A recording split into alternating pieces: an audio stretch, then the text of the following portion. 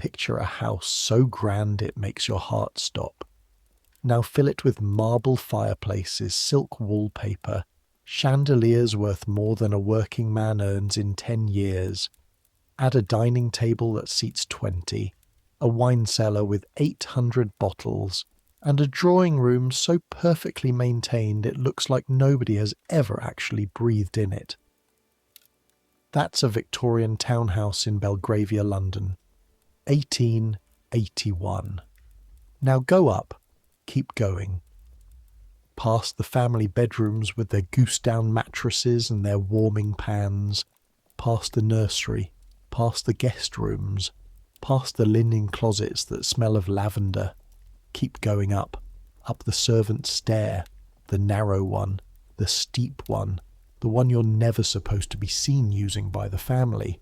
Up to where the ceiling slopes and the walls are bare plaster and the only window is the size of a dinner plate. Stop here. This is where you sleep. This is where 6 young women share 3 beds, 2 to a mattress, in a room so cold that in January the water in the wash basin freezes solid by midnight. This is where you come after working 16 hours on your feet, scrubbing floors on your hands and knees, carrying coal buckets up 4 flights of stairs, emptying chamber pots and pretending you don't exist. This is the other side of the grand Victorian house, not the drawing room, not the dining room, not the second floor bedroom with the coal fire that burns all night to keep the air at a precise temperature. The part they built on purpose, the part that was always meant to be yours, the part that keeps the rest of it running. I make these history stories and honestly I lose sleep over them myself. Ironic given what this one is about. If you found this channel, you've probably wondered what it actually felt like to live inside one of those beautiful Victorian houses, not as a guest, not as the family, but as the person who kept the whole thing running while being legally, socially and architecturally required to be invisible. Tonight we're finding out. 1 year, 1 girl, everything she touched and carried and scrubbed and quietly endured. Subscribe if you want. Turn your thermostat up a few degrees while you're at it. You'll understand why in a minute. Here we go. Your eyes open to darkness. For a moment, half a second, maybe less, you don't know where you are. Then it hits you. The cold first, then the smell. The cold is the kind that gets inside your bones and stays there, not the brisk romantic cold of open fields or winter walks. This is the mean, damp cold of a small room with no fireplace, no rug on the bare floorboards, and a window that doesn't quite close properly. The kind of cold that turns your breath to fog even before you've sat up. The kind that makes your fingers curl into fists against the thin blanket and refuse to uncurl. The smell comes in layers. There's the smell of the mattress first. Straw and horsehair and the accumulated sweat of the 5 other girls who've slept on it before you arrived. All the way back to whenever this mattress was made. It's not a bad smell exactly. It's just old. Old and dense and slightly sour in a way that doesn't go away no matter how you arrange yourself on it. Under that, the smell of the room itself. Plaster dust and sloping timbers and the faint catch of mould somewhere in the corner where the roof has been leaking since before anyone can remember. Mrs. Pierce, that's the housekeeper, says she's reported it to the agent twice. The agent says he'll look into it. That was 2 years ago. Then the smell of the girl pressed against your left side. That's Sarah. Sarah is 19 to your 14, has been here 3 years, and smells of carbolic soap and tired. You both smell of carbolic soap and tired. It's the smell of your profession. And underneath everything, underneath the mattress and the mould and the soap, there's the faint smell of coal smoke drifting up from the floors below, where the fires have been banked for the night but not entirely extinguished, and the smell of the kitchen, always the kitchen, fat and vegetable water and the grease that gets into the walls and never really leaves. Welcome to Ashworth House, Eaton Square, Belgravia, London. November 1881. Your name is Mary Holt. You're 14 years old. You've been here for 3 weeks. You've not yet stopped being terrified. You're not supposed to be awake. The bell hasn't rung yet. The bell, a small brass pull mounted on the wall near the door, will ring at 5 o'clock. That's when the day starts. That's when you get up, get dressed in the dark, splash water on your face from the basin if the basin isn't frozen, and begin the 16 hours that stand between you and this mattress. It's not 5 yet. You know it's not 5 because the church around the corner rings every quarter hour, and the last ring you heard was 4 times for 4 o'clock and then nothing after. So somewhere between 4 and 5 your eyes opened on their own. They keep doing that. Back home in Shropshire you slept like a stone. 9, 10 hours sometimes. Your mother complained about it. Said you'd sleep your life away if she let you. Said it was laziness. Your mother doesn't know what the 5 o'clock bell sounds like. Your mother doesn't know that even when you're asleep you're listening for it. Some part of your brain always alert, always counting the church bells, always afraid of being the last one dressed. Being last dressed means being late to lay the kitchen fires. Being late to lay the kitchen fires means cook notices. Cook noticing means trouble that follows you all day, in small ways, in the form of extra tasks appearing out of nowhere, and a certain silence from the upper servants that feels worse than shouting. The attic room is about 12 feet wide and 16 feet long. You paced it on your second day, partly out of boredom and partly because you needed to understand the exact dimensions of the place you'd be spending every night for the next however many years. 12 feet by 16 feet. The ceiling slopes so steeply on both sides that you can only stand fully upright in a strip about 6 feet wide down the centre. 3 beds, 2 girls to each bed.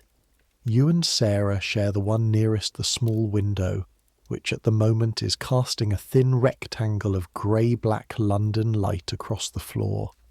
Not moonlight. In London, you don't get moonlight. You get the accumulated glow of a million gas lamps bouncing off clouds and fog, a permanent orange-grey twilight that never quite becomes real darkness. The other 4 girls are still sleeping. Across from you, in the middle bed, Ellen and Cora. Ellen is the lady's maid, 23 years old, which makes her practically ancient in these rooms, and she sleeps with a dignity that feels almost aggressive, on her back, hands folded, breathing slow and measured, like she's practicing for death. Cora is a housemaid like you, she snores. She's snoring now. In the far bed, Agnes and Nell. Agnes is 14 like you, arrived 6 months before you did. She says it gets better in a tone that makes it clear she hasn't decided yet whether she believes that. Nell is 16, Lancashire born, fast with her hands and slow with her words. 6 girls, 1 room, 1 wash basin. 1 chamber pot for overnight that has to be emptied before the family's awake, which means before any member of the family has any reason to be in a hallway, which in practice means before 6 in the morning, and you know who empties it because you are at present the most junior person in this room, which means you. That's how these things work. You lie in the dark and feel the cold pressing down on you, and listen to Cora snoring and think about the house below. The house below. 7 floors. Not floors in the modern sense, not 7 identical rectangles stacked on top of each other. 7 layers of a world arranged by worth. At the bottom, below the street, is the kitchen basement, cook's domain. Mrs. Hobbs has been cook at Ashworth House for 11 years and runs her kitchen with a precision that would make a military officer envious. There is a place for everything, and everything has its place, and anyone who disagrees with Mrs. Hobbs about where that place is will find out very quickly exactly how wrong they are. The kitchen connects to the scullery, the larder, the coal cellar, the wine cellar, and the servants' hall. The room where you eat your meals and sit during what very brief periods can be called your own time. Up one staircase, the back staircase, narrow and steep and worn smooth by decades of feet, is the ground floor. The entrance hall with its black and white marble floor that you scrub on your hands and knees twice a week. The dining room, the morning room, the study, rooms you're allowed to enter for cleaning purposes between the hours of 6 and 9 in the morning, before the family uses them, and not again unless specifically called. The first floor, the drawing room, the library, the second study, rooms that smell of money in a way that's almost chemical, beeswax and good leather, and the faintest trace of the hothouse flowers that are delivered fresh on Mondays and Thursdays. The second floor, bedrooms. Sir Edward's rooms, Lady Ashworth's rooms, the dressing rooms and sitting rooms attached to each. The guest rooms, all of them heated, all of them carpeted, all of them requiring maintenance that happens invisibly, silently, without the occupants ever having to be aware of it. Third floor, nursery. The children, 2 of them, a boy of 7 and a girl of 5, are technically managed by their nurse, Martha, who does not count herself as a servant and will tell you so if given the opportunity. Fourth floor, more servants' rooms, the better ones. Mrs. Pierce's room, Mr. Finch the butler's room, Ellen's room, which she has to herself because she is lady's maid, and ladies' maids have a slightly different status than regular housemaids, and then up, further up the staircase that gets steeper, and the walls that get barer, and the air that gets colder, and there you are, at the top of everything, worth the least. First up in the morning, last to sleep at night. The bell rings. 5 o'clock. Still dark outside. Not that darkness means much in London, where the sky's never more than a bruise of amber and soot at the best of times. But the particular quality of the darkness through that small window is the darkness of before dawn, different from the darkness of 2 in the morning in a way you can't quite name but your body knows. Sarah is already moving. She does this every morning, has it down to something close to efficiency. Feet on the floor before the bell has finished ringing. Stockings first, then petticoat, then dress. A dark grey wool that buttons up the back and that you need Sarah's help with most mornings, and she needs yours. This is the arrangement. You button her up and she buttons you up, and neither of you says very much because it's 5 in the morning and there is nothing much to say. The dress is made of a material that is described as serviceable. What that means in practice is that it is not quite rough enough to scratch through your petticoat, but not quite smooth enough to feel like anything good. It is the colour of a February sky. Your apron goes over the top. White cotton starched by you every Monday evening. The starch is what makes it stand properly, crisp and defined, the way Mrs. Pierce requires. And Mrs. Pierce always checks, not every morning, but enough mornings that you can't know which ones she won't. Your cap goes on last. A small white cotton thing pinned to the back of your hair. You're not very good at pinning your cap. It has a tendency to drift to one side as the morning progresses, and Mrs. Pierce has mentioned this twice. And the third time she mentions it, there will be consequences of a kind she hasn't specified, but her tone made clear. The other girls are dressing around you in the dark, moving by touch and memory. Nobody lights a candle up here. Candles cost money and you don't handle the candle budget, so the whole operation happens in the orange-grey near dark of London before dawn. 6 girls getting dressed in a room 12 feet wide. You've become very precise about your movements in this room. There's an economy to it that you didn't have at home, because at home there was space, actual space, room to turn around without elbowing Agnes in the ribs or backing into the wash basin.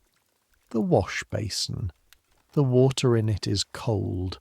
There's a thin skin of ice at the edges this morning. Not solid, not yet, but present enough that when you break it with your knuckle to splash water on your face, the cold goes straight up your arm to your shoulder. You do it anyway. Clean face, every morning. This is one of Mrs. Pierce's rules. Mrs. Pierce has many rules. Down the back stairs. The back stairs are a world unto themselves. Every big house has 2 sets of stairs. The main staircase, wide and carpeted and curved and lit by a chandelier that costs more than your parents' house, and the servants' staircase, which connects every floor from the kitchen basement to the attic, but exists in its own separate universe. The 2 systems never quite touch. Like parallel lines, like 2 countries sharing a border they pretend doesn't exist. The servants' stairs are narrow, wide enough for one person to descend, which means that when you meet Agnes coming up carrying the coal scuttle, one of you has to flatten against the wall to let the other pass. The stairs are unlit before 6. You navigate them by touch and memory. Left hand on the rough plaster wall, counting steps the way you count church bells, automatically, without thinking. 18 steps from the attic landing to the 4th floor, 14 steps to the 3rd, 11 to the 2nd. The 2nd flight is shorter for reasons of architectural history that nobody has ever explained to you. 14 to the 1st, 12 to the ground. And then the final sharp descent into the basement, where the warmth hits you first before anything else. The kitchen is never cold. Even in November, even before 5 in the morning, there's always heat from the range. The fire banked low overnight but never fully out, because a cold range takes hours to bring back to working temperature, and Mrs. Hobbs would rather die than serve a late breakfast. The warmth is one of the few genuine physical pleasures of the day. You stand at the bottom of the stairs for 1 extra second, letting it hit you. The warmth and the smell of it, wood smoke, and the ghost of last night's dinner, and something underneath that might be the honest smell of iron and years of accumulated grease on every surface, and under that the faint sulphur bite of the gas lamps. Mary. Cook doesn't look up from whatever she's doing at the range. She always knows when you're standing there. Morning, Mrs. Hobbs. Grates won't do themselves. No, Mrs. Hobbs. You pick up the hearth kit from its place beside the kitchen door. Black lead tin, brushes, newspaper, the small metal dustpan with the cracked handle that everyone says needs replacing and that nobody has replaced. The grate brush that leaves your hands black to the wrist by 7 in the morning, no matter how carefully you try. You go to work. There are 9 fireplaces in Ashworth House that require daily maintenance. Not the kitchen range, which is cook's business and a separate religion unto itself. Not the nursery fire, which Martha lights herself and considers personal property. Not the servants' hall fire, which Mr. Finch deals with because Mr. Finch considers the servants' hall his territory, the way cook considers the kitchen hers. 9 fireplaces, laid, cleaned, blacked, and ready before the family comes down. The family comes down at 8 o'clock. It is currently 5 past 5. You have, in theory, nearly 3 hours. In practice, you have the 9 fireplaces, plus the hall floor, plus all the downstairs brass, plus the morning room to dust, and the dining room to air, and whatever else Mrs. Pierce decides needs doing when she makes her inspection round at 7:15. You start in the dining room because it's the coldest room in the house, north-facing, high-ceilinged, with windows that conduct cold the way a conductor conducts an orchestra, and because cold rooms feel worse later in the day when you're already tired and the cold has been sitting in your joints for hours. Better to deal with them early. The dining room fireplace is mahogany and marble and Italian tile, and costs more money to maintain than the house you grew up in. You've been instructed never to touch the marble surround with the black lead. You've been instructed never to scratch the tile with the grate brush. You've been instructed to bring the metalwork to a shine so perfect that you can see your face in it. Your face at 5:15 in the morning is not something you particularly want to see. You kneel on the hearthrug. The ash from yesterday's fire is still warm in places, a last faint warmth at the bottom of the grate that dies as you scoop it out into the ash pan. The ash is grey and fine and rises in a cloud around your face every time you move the pan too fast. Your first week here you breathed it in and spent 2 days with a cough. Now you know to hold your breath and turn your face and work slowly. The ash out, the grate scrubbed with the stiff brush, the black lead worked in with the softer brush, until the iron loses its dull grey colour and comes up dark and almost gleaming. Your hands are already black to the wrist. The newspaper laid in the bottom, the kindling on top, the small amount of coal over that, the whole thing balanced so it will catch easily and burn hot and last until the family comes down and a footman adds more coal from the scuttle. You've rebuilt the fire layout 3 times since you arrived. The first time wasn't tight enough and it took 20 minutes to catch, and Cook had to send James in with the fire bellows, which Mrs. Pierce heard about. The second time was too tight and it smouldered and produced more smoke than heat, which went up the chimney badly and drifted back into the room. And Lady Ashworth mentioned a smoky smell to Mrs. Pierce, who mentioned it to you. The third time was right. Now you know. You know, because you laid these 9 fires every single morning and you paid attention and you adjusted and you got it right, not because someone explained it to you, but because you couldn't afford to get it wrong again. That's how you learn most things in this house, by the consequences of doing them incorrectly. Move to the morning room. The morning room is Lady Ashworth's particular domain, a smaller, warmer room at the back of the house that catches the winter sun, if there is any winter sun, which in London there frequently isn't. Lady Ashworth has her breakfast here rather than the dining room when Sir Edward is travelling. She reads her correspondence here, receives certain friends here. You're not supposed to exist in this room, not in the sense that you're forbidden from being in it. Obviously you have to clean it. Obviously you have to lay the fire. But in the more fundamental sense that when you are in this room, doing those things, you are required to give the impression that you are not really there, that the room cleans itself, that fires lay themselves, that silver polishes itself, the invisibility of servants. Mrs. Pierce explained this on your second day in language that was perfectly polite and absolutely clear. If a member of the family enters a room while you are in it, you do not make eye contact. You do not speak unless spoken to. You do not finish whatever you are doing in a way that would require them to wait for you. You make yourself, as nearly as possible, a shadow. You have spent 3 weeks learning to be a shadow. The morning room fireplace takes longer than the others because the grate is ornate, cast iron with brass fittings, acanthus leaves pressed into the iron, small brass rosettes at the corners that need to be polished separately with a different cloth. You do all of it on your knees, arms working in the small, deliberate movements that you've developed, because large movements spread ash further, and large movements are more likely to catch on something or knock something over.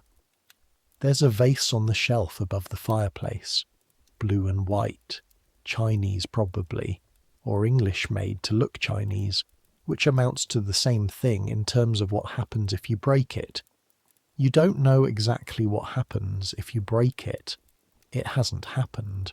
You intend to ensure it never happens. Your knees are starting to hurt. They've been hurting since your third day here. A dull ache that varies between manageable and something that makes you think about it with every step. The floors of Ashworth House are mostly marble and tile and polished wood, and none of them have any kindness in them. They are beautiful floors.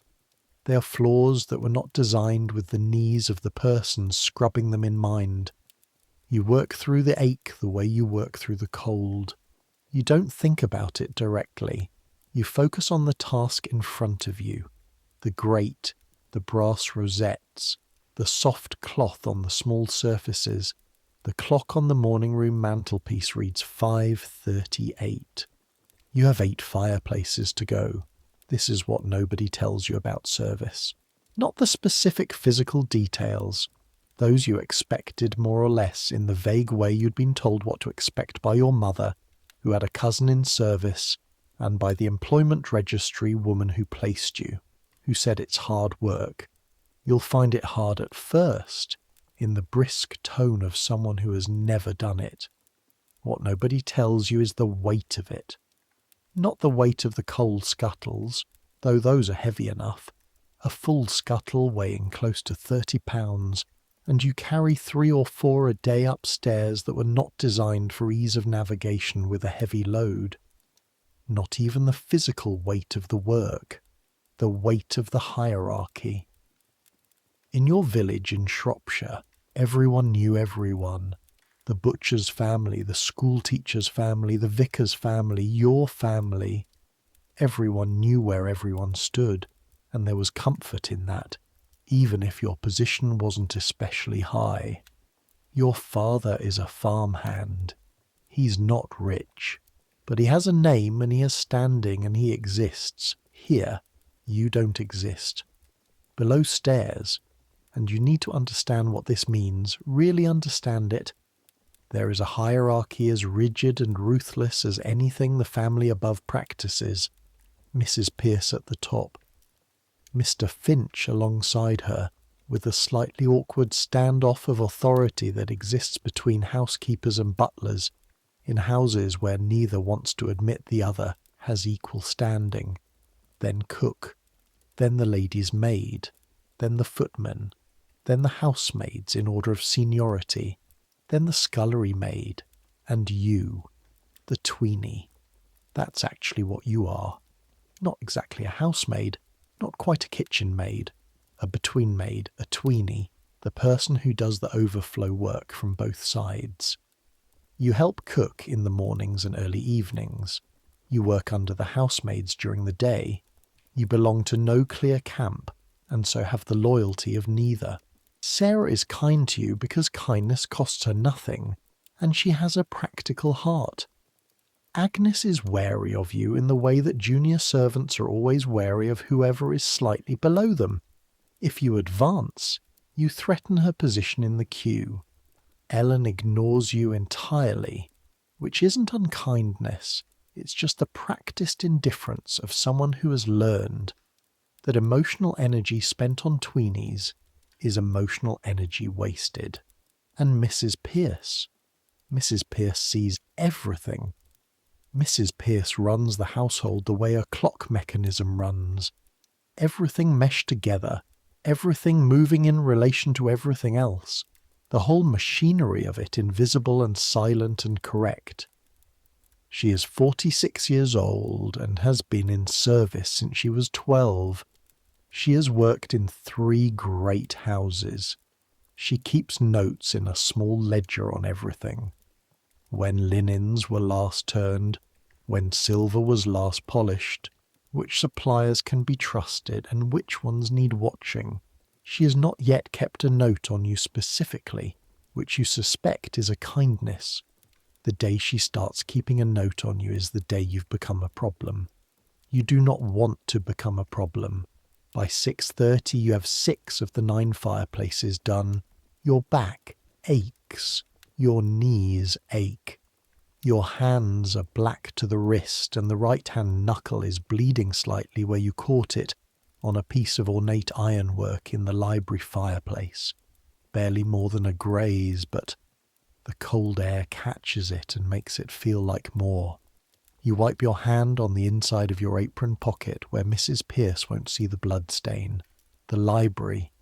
6,000 books, Sarah told you in your first week, with an awed quietness that suggested the number was meant to be impressive. 6,000 books in a room lined floor to ceiling with shelves of dark walnut. Sir Edward's room, really. Lady Ashworth uses the morning room. He receives business visitors here, the solicitors and the investors and the various people who manage the complicated machinery of a Victorian fortune. You're not supposed to look at the books. You're not supposed to touch them except to dust them, carefully, with a specific soft brush kept for that purpose. You did look. Your second week, when you came in early to do the grate and found yourself alone for a few minutes in the growing morning light, you ran your eyes along the spines because you couldn't quite stop yourself.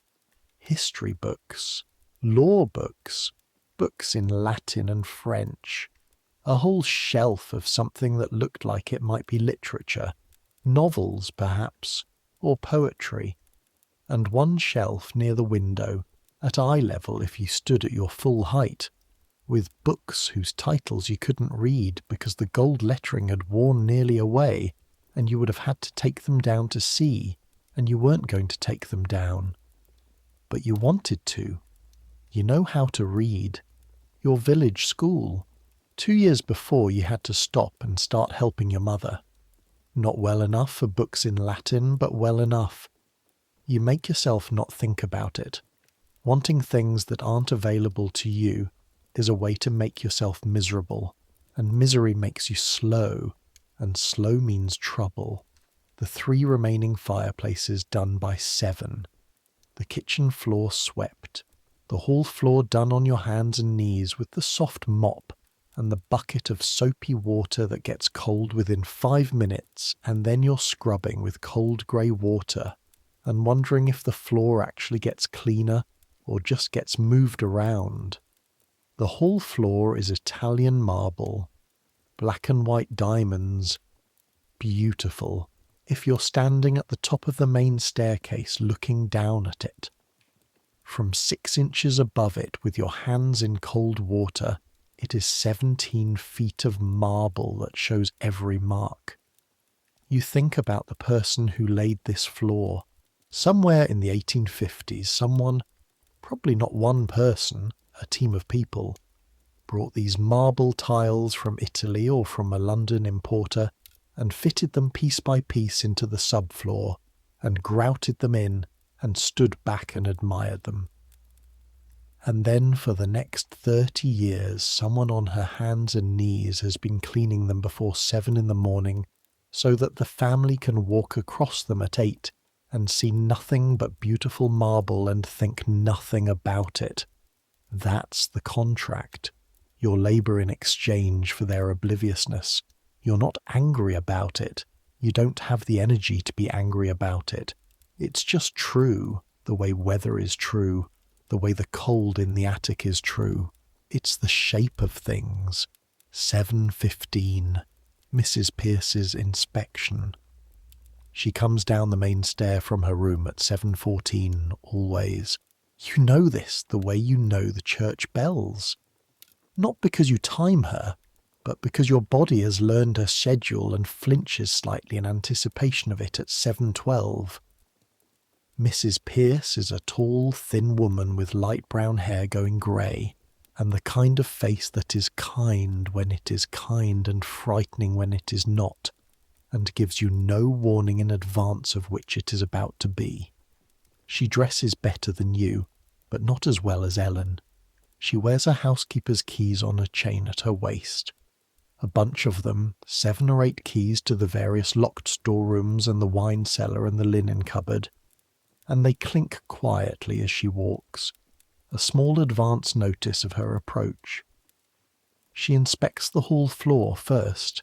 She walks across it slowly, and as she walks she watches the marble under her feet, and if she sees anything, a mist streak, a dull patch, watermarks, she stops and points at it and says nothing because she doesn't need to say anything. The pointing is sufficient. She doesn't point at anything this morning. The dining room fireplace. She goes to it, kneels slightly. Mrs. Pierce can make the act of kneeling look businesslike, and examines the grate. Looks at the newspaper laid at the bottom, checks that the kindling is arranged correctly, looks at the coal. She looks at the black lead work on the ironwork. She stands up. Better, she says, and moves on. Better is not good. Better is not praise. Better means you were doing it wrong before and you're now doing it less wrong. But it is not bad either.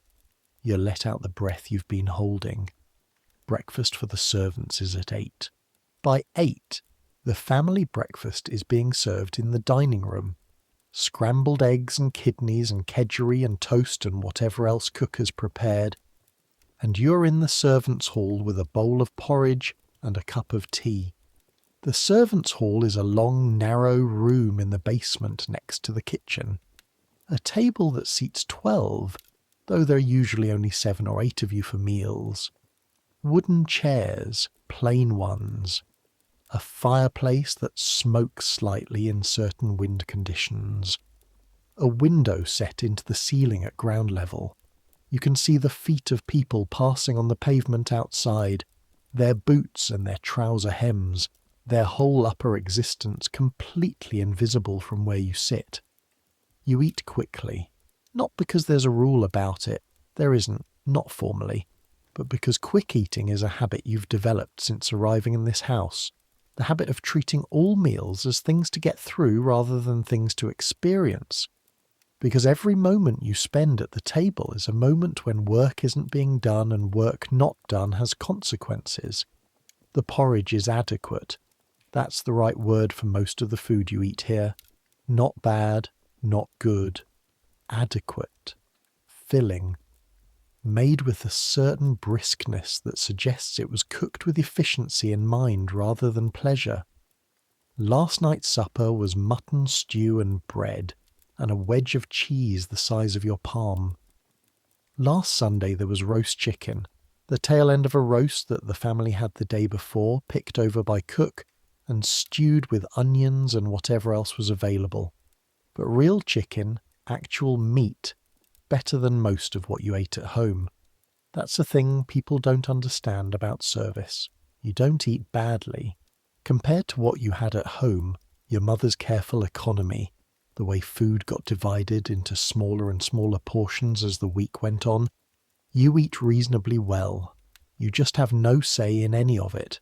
No say in what, when, or how much.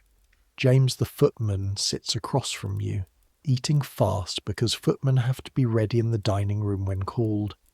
James is 21, tall in the way that footmen are selected to be tall, with hands that are always either spotlessly clean or just cleaned, the occupational hazard of serving food.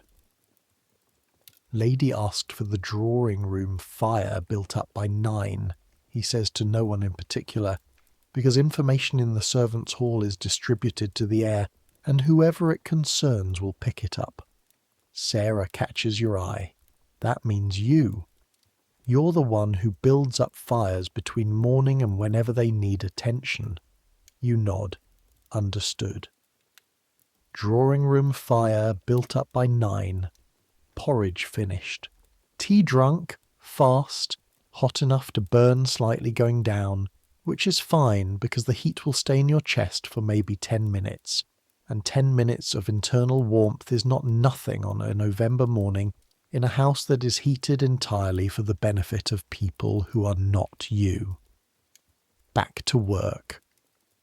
The drawing room is on the first floor, above the dining room, and it is the most formally beautiful room in the house. You have a complicated relationship with beautiful rooms. Not the kind of complicated that involves personal feeling.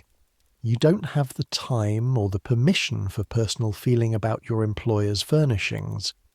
The complicated is more technical, which is that beautiful rooms are the most exhausting to maintain because the things that make them beautiful are precisely the things most vulnerable to damage. The drawing room has 2 rose-coloured silk sofas worth more money than you'll earn in your entire career of service, placed on either side of a fireplace with a white marble mantelpiece and gilded mirror above it. There are occasional tables with inlaid tops. Mother of pearl, you think, though you're not sure. And a pianoforte in the corner and curtains of a deep rose red that pools slightly on the carpet and must be arranged just so when you draw them. There are 4 watercolours on the walls, all landscapes in gilt frames, and a single oil painting above the fireplace. A woman in a white dress against a garden background. Lady Ashworth, you think. Younger than she is now. You do not look at the painting. You're not supposed to be examining the family's portraits. You build up the fire with the quiet efficiency you've been practicing. Coal added from the scuttle, positioned carefully. The draught adjusted by the small lever on the right-hand side of the grate that controls the flow of air. The fire responds within minutes, the coal catching and brightening, the room beginning to warm. While you're here, you dust. Quickly, with the soft cloth, moving around the perimeter of the room in a pattern that lets you cover every surface without having to backtrack or cross the room twice. Sarah showed you this. She calls it working the room like a clock. Start at 12, move to 1, 2, 3, all the way around, and you've touched every surface once. The ornaments are the dangerous part. Lady Ashworth collects things, not in a casual way, in the organised, purposeful way of someone who has money and taste and time to combine them. Small porcelain figures, glass paperweights, a collection of miniature portraits in silver frames, arranged on a side table near the window. Things that are displayed because they're beautiful, and beautiful because they're fragile, and fragile because they're irreplaceable, and irreplaceable because they're extraordinarily expensive.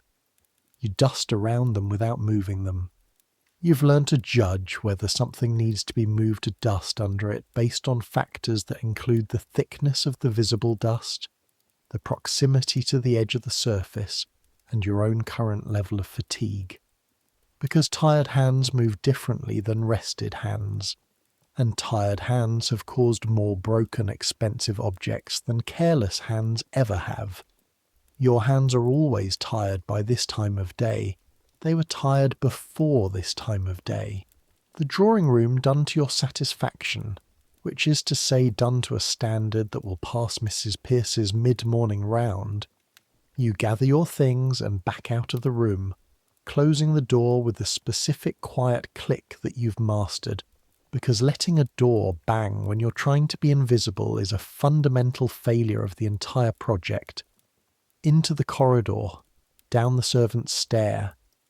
There's something Mrs. Pierce told you in your first week that you keep coming back to.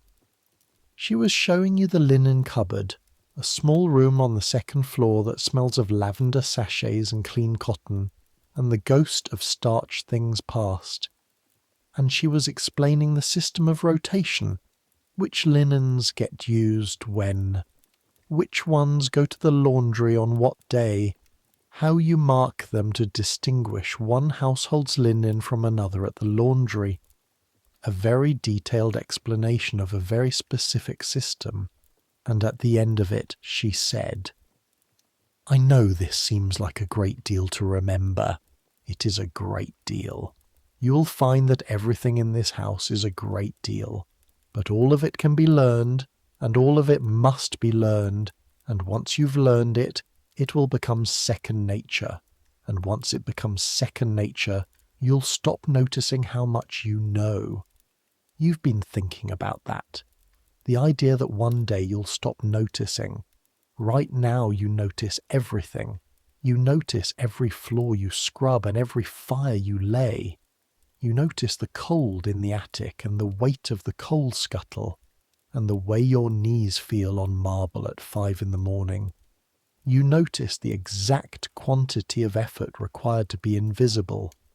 You wonder what it will be like when you stop noticing, whether that will be a relief or a kind of death.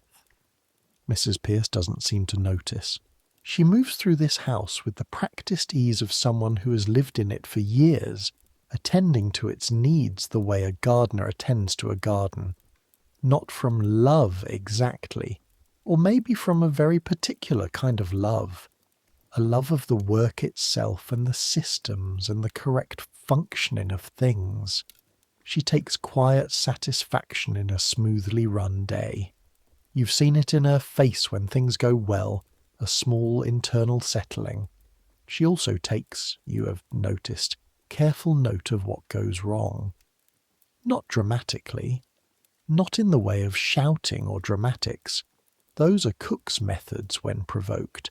And Cook's shouting has a specific texture to it.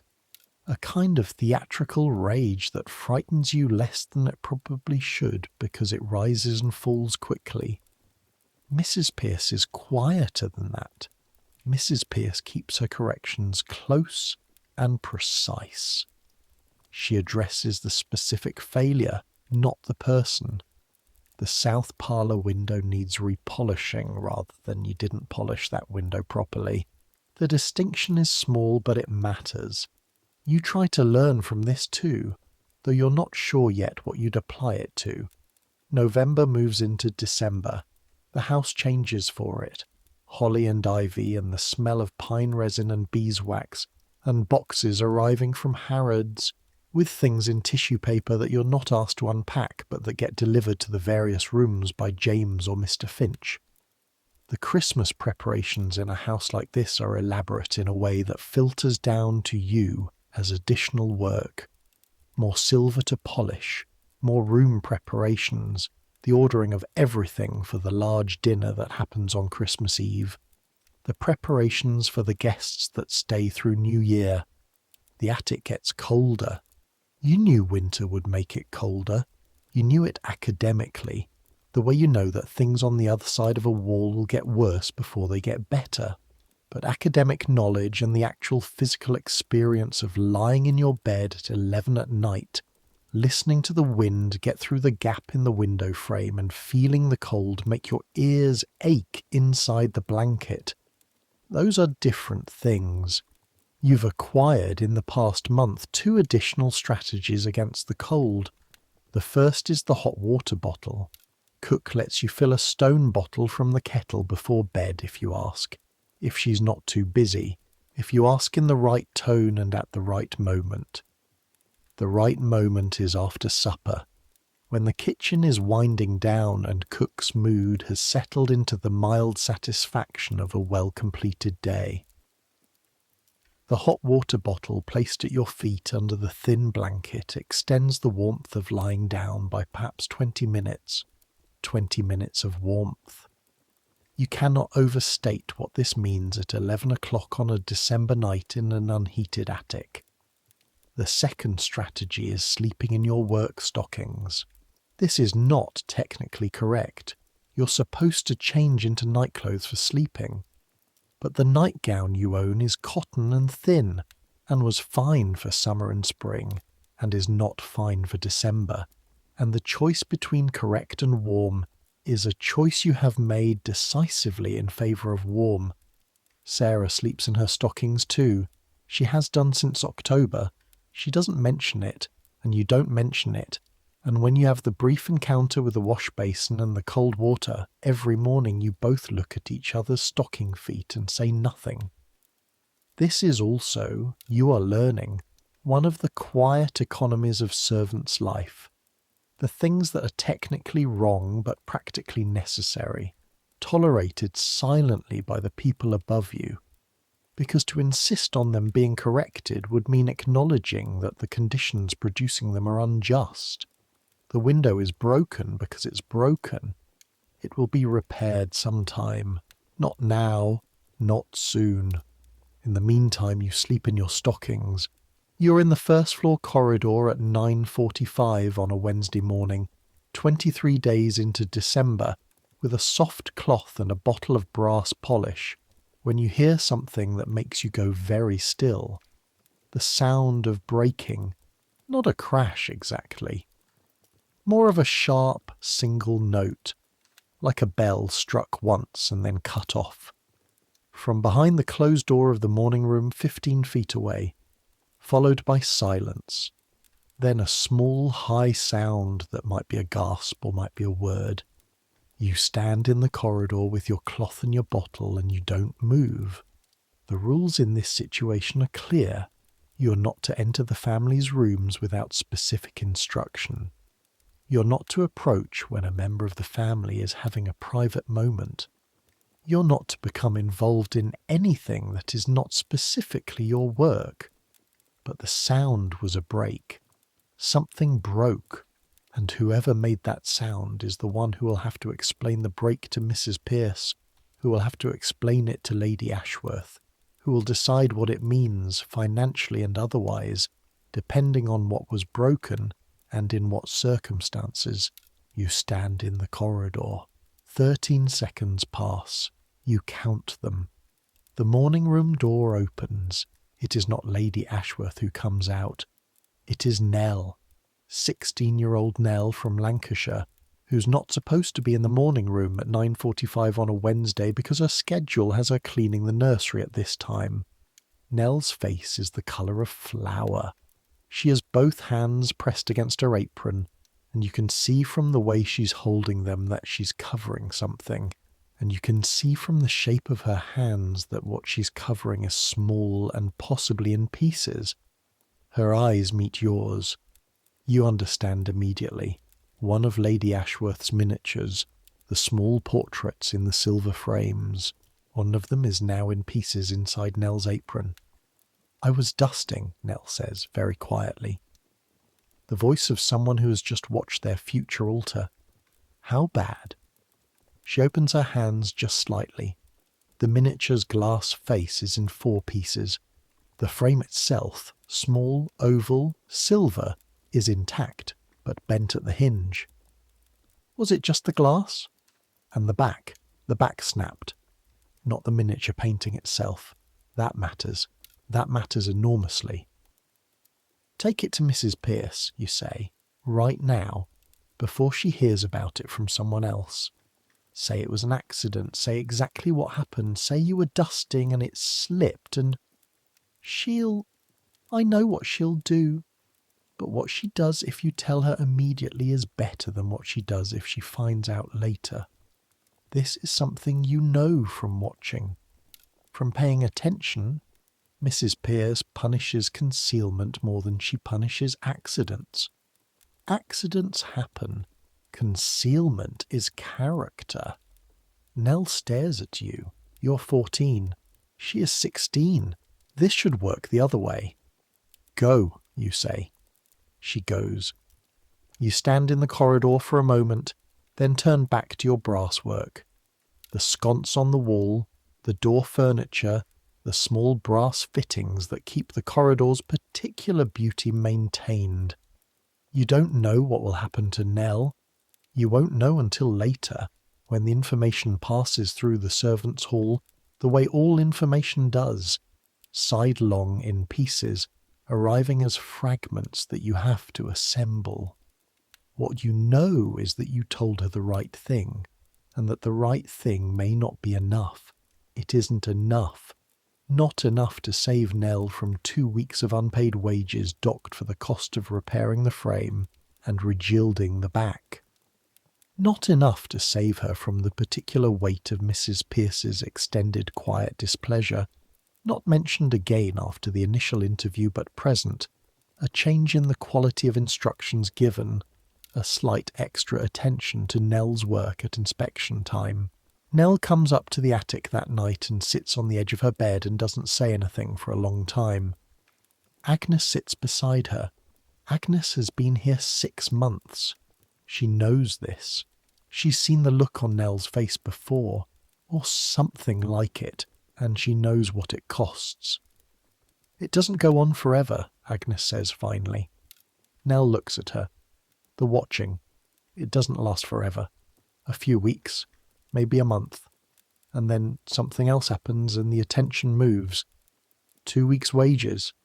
I know. Silence. I was being careful, Nell says. Her voice is very flat. I was being careful the whole time. I do that room twice a week. I've never so much as moved one of those things without... I know, Agnes says again. The truth is, this is the contract too. Not just your labour, but your accountability for everything that goes wrong within the range of your hands and your reach. The coal scuttle that falls down the stairs. Your fault even if the handle was already weakened when you picked it up. The fire that smokes. Your fault even if the chimney needs sweeping and hasn't been swept since September. The miniature that breaks. Your fault even if a lifetime of being handled and polished and moved means the silver hinge was already weakening and would have failed for whoever held it next. You're responsible for your own accidents. You're also responsible for the consequences of the environment's failures, because someone has to be responsible, and it won't be the house. You lie in your bed in the dark and listen to Nell not crying on the other side of the room. She doesn't cry. You notice that. She doesn't cry, and she doesn't rage, and she doesn't make the situation larger than it already is. She just sits with it. There's a kind of strength in that, you think, that you haven't seen before. Not the strength of resistance. She's not fighting anything. The strength of absorption. Taking something that's wrong and holding it inside yourself where it doesn't spread, doesn't infect the day or the other people in the room. You wonder if you'll learn that too, or whether you'll already have it when the time comes. Christmas comes to Ashworth House with a thoroughness that might be described as aggressive. On the 15th of December, Sir Edward comes home from Manchester, where he has been for 3 weeks, and the house reorganises itself around his presence. He is a large man, 60 years old, with the kind of physical presence that rooms seem to make space for without his having to ask. He brings with him 2 business associates who stay for 3 nights, and their stay generates additional laundry, additional meals, additional fires. On the 17th, Lady Ashworth's sister arrives from Dorset with her husband and 3 children, and there are now 10 people to feed at dinner, and beds made up in rooms that haven't been used since summer, and the linen that comes out of those rooms needs to be aired and pressed and made ready. Your day, in the week before Christmas, begins at 4:30 instead of 5. Not formally, not by any instruction. But the work that needs to be done before the family comes down at 8 has increased enough that 5 o'clock is no longer sufficient, and the gap has to come from somewhere. And the somewhere is you. 4:30. The attic at 4:30 on the 21st of December is a specific kind of experience. It's the coldest time of the day. The accumulated warmth of 6 sleeping bodies has been insufficient against the night, and the room is a temperature that makes you think of the word hostile, the way you'd think of it about weather rather than a room. Your breath makes small clouds in the thin slice of lantern light that Sarah has struck from her candle. Sarah always lights the first candle. That's her habit. The one small comfort she offers the room each morning. You dress in 3 minutes and 15 seconds. You know because you've counted. Not because you're proud of it, because the number matters. 3 minutes and 15 seconds is 3 minutes and 15 seconds of time you need for the grates. Down the back stairs in the dark. The kitchen, warm. Always warm, the kitchen. Cook already at the range. Cook has always been at the range, in some version of this house, in some version of this kitchen, for longer than any of you have been alive. This is obviously not literally true, but it is emotionally true, which is its own kind of truth. You're early, Cook says without turning. More fires to do. Aye. She doesn't say more than that. In this particular way, Cook is the same as Mrs. Pierce. She operates on a principle of economy where words are concerned, spending them only when they're required and not otherwise. This silence means, yes, you're right to be early. There's more to do. Get to it. You get to it. The Christmas dinner is on Christmas Eve, 22 at table. Family and guests and people from the neighbourhood whose names you're told and immediately stop being able to keep track of, because the names of the people at the dinner table are not your concern. Your concern is what happens in the kitchen and in the serving passage and in the corridor behind the dining room where you stand with the clean serving dishes and wait to be called. The kitchen before a dinner like this is not a place of peace. Mrs. Hobbs runs it differently at these moments. Not louder than usual exactly, but faster and denser, every available surface in use, the range running at full heat, the smell of roasting and sauces and vegetables and pastry, all layering together into something that at the start of the evening is appetizing, and by the middle of it has become a kind of sensory overwhelm. You carry things. That's primarily your role. Hot dishes from the kitchen to the serving table near the dining room. Warm plates. The soup tureen that is heavier than anything you've ever lifted in your domestic life. A silver vessel that must weigh 25 pounds when full and that you carry in both arms, moving carefully, trying not to think about what it will mean if you drop it. You don't drop it. But your arms are shaking when you set it down on the serving table. James catches it. Not the tureen, your arms. He sees the shake and puts his hand under the base of the tureen for just a moment, just while you get your grip secure, and then moves away without making anything of it. You note this. James, who you've barely spoken to in 3 months of living under the same roof, just did something kind so quietly that no one saw it and there was no advantage in it for him. You carry the next dish with that thought as a kind of company. The dinner takes 4 hours. The last dish goes through at 10:30. The family and guests have moved to the drawing room for coffee. The kitchen is what a battlefield probably looks like at the end of a battle. Every surface covered, every pot and pan from the last 4 hours present and waiting, and you and Nell and Agnes and the scullery maid beginning the long process of returning everything to order. Midnight before the kitchen is straight. You carry the last tray of clean glasses up to the butler's pantry at 12:15, and you're so tired by this point that the stairs seem to be doing something unusual with distance, as if they're lengthening as you climb. Mrs. Pierce passes you in the corridor. "Well done tonight," she says. She keeps walking. "Well done tonight." You stand there for a moment with the tray of clean glasses and feel something that doesn't have a simple name. Not pride exactly. Something quieter than pride. A small internal acknowledgement that what you did tonight was hard and you did it, and someone noticed and said so, up to the attic. The church bell somewhere outside strikes 12:30. Sarah is already asleep. The others too, the low, steady sound of exhausted breathing filling the cold room. You sit on the edge of the bed and take your shoes off and feel, for the first time since 4:30 this morning, completely still. 20 hours. Your hands are red from the washing water. Your back has gone past the point of aching into a kind of numbness, which is almost worse because you know it will come back when you lie down.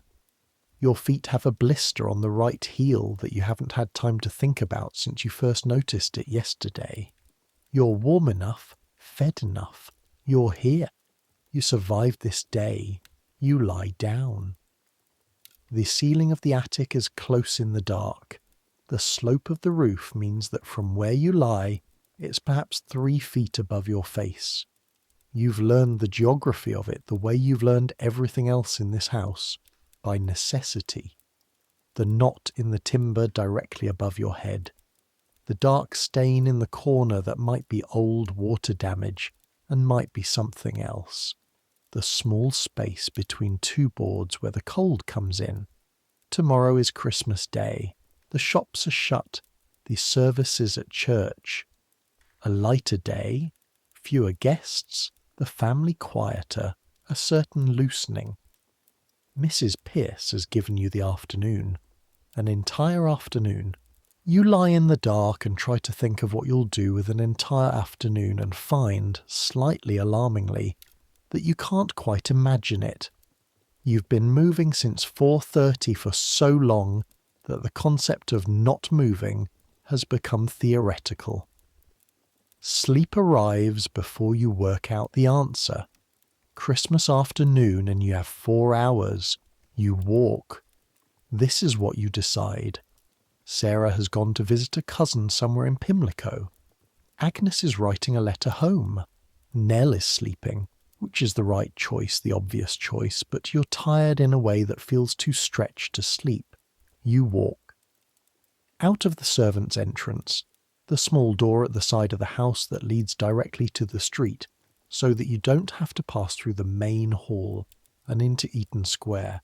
Eaton Square in winter in the afternoon. The grass in the central garden frosted over, the trees bare, the houses on all sides, enormous, white stuccoed, identical in their grandeur, mostly silent. Most of the carriages are elsewhere, a few dogs being walked by their owners.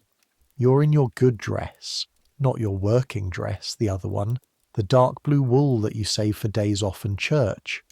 It is, objectively, a nice dress. Your mother chose the cloth carefully. But standing in Eaton Square in the good blue dress, you are still visibly what you are, a servant girl out on a half day. And this is fine, because what else would you be? But you notice the noticing in the way that you've learned to notice what people see when they look at you. Some people don't see you at all. Some people see you and see through you, which is different. Some people see you, assess you in 1 second, and continue what they were doing, which is the most neutral possible response and therefore the best. You walk north from Eaton Square, up through Belgravia, past the houses that look like the house you live in. Not as grand, some of them, or differently grand, with different carriages in front and different kinds of servants visible at the area gates. Past a church where a service is ending, and families are spilling out onto the steps in their Christmas best. The children in velvet, the adults in fur-trimmed coats. You're not going anywhere specific. You're just going. Moving, because moving is what your body knows. You end up somehow through a series of small decisions that feel more like following the city than directing yourself through it. At the Thames, Victoria Embankment. The river in December is a pewter grey, heavy and slow-looking, the current underneath moving more powerfully than the surface suggests. The opposite bank, Lambeth, is visible through the cold air, its lower skyline a contrast to the north side. The Houses of Parliament are to your left, the Gothic towers against a sky that's going that winter white colour that means snow is thinking about it. You lean on the embankment railing and look at the water. The Thames. You grew up with rivers. Shropshire has the Severn. which is wide and peaceful and has the particular smell of English river water, green and quiet and mineral. The Thames doesn't smell like that.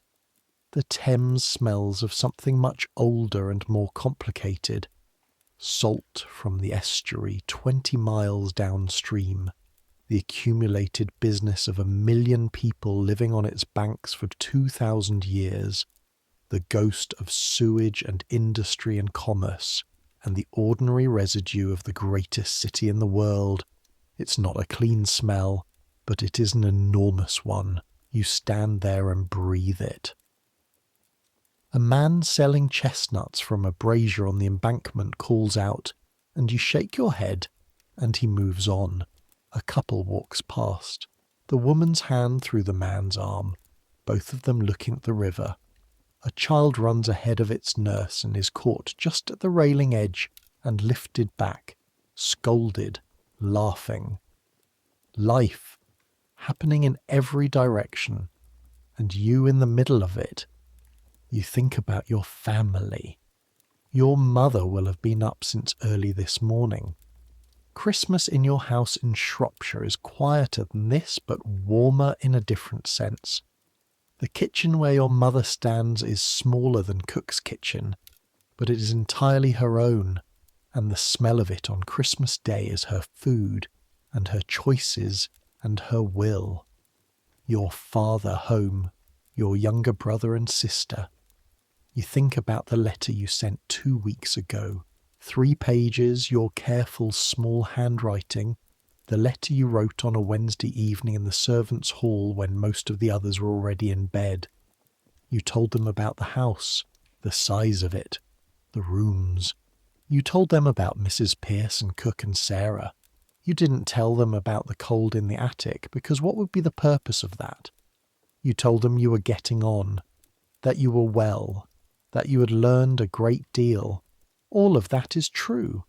There are other things that are also true that you didn't put in the letter, that you're more alone than you've ever been, in a way that has nothing to do with the number of people around you, that the attic room at night, with its 6 sleeping people, can be the loneliest room you've ever been in, that the invisibility that service requires, not being seen, not being heard, not being present as a person in the rooms you move through, sometimes makes you feel like you're dissolving, like the work is there and you are just the mechanism of it, the hands and the back and the knees, present to make the work happen, and what you are beyond that is a question for elsewhere. You don't put these things in the letter. They'd worry. They can't do anything about it. And perhaps you think, watching the Grey River move, it gets better. Everything seems to get better in the stories people tell about it. Perhaps the person on the other side of it looks back and finds the word for what this is, and the word is not dissolution, but something else. Growth, formation, the particular making of a person by difficulty. Perhaps you're not there yet. The sky is going darker, 4 o'clock. Your afternoon is nearly over. You push off from the railing and turn back toward Eaton Square. January brings the true cold. You've been told by everyone who has been in this house through previous winters that this is not even a particularly bad one, that the winter of 1878 was the one that really counted. Ice on the inside of the windows, the attic pipes freezing solid, 2 of the kitchen girls sleeping in the servants' hall for a week because the attic was genuinely uninhabitable. This winter, by those standards, is mild. You take this information on board and try to find comfort in it and mostly fail, because what you have is what you have, and what you have is the water in the wash basin is frozen nearly every morning now, the ice thicker and harder to break than it was in November. The window in the attic has developed a second gap. Something shifted in the frame, Sarah thinks, or the wood contracted in the cold. And through this gap comes a thin, constant stream of air that is technically outside air, London, November, December, January air. arriving directly at whoever is sleeping nearest to the window. That is you. You sleep nearest to the window because you arrived last, and last means closest to the window in this room. Same as last means the chamber pot, and last means the most junior instruction, and last means last. The air through the window gap is so cold and so constant that you've started wearing your cap to bed. The cap. The small white cotton cap that goes on your head for work, pinned over the place in your hair that's always slightly crooked, worn all day, removed at night. Except now not removed at night because the gap in the window sends cold air directly across your right ear, and the only solution is the cap. Sarah sees you wearing the cap to bed on the third night of this arrangement and says nothing for a moment, and then says, "I've got a scarf."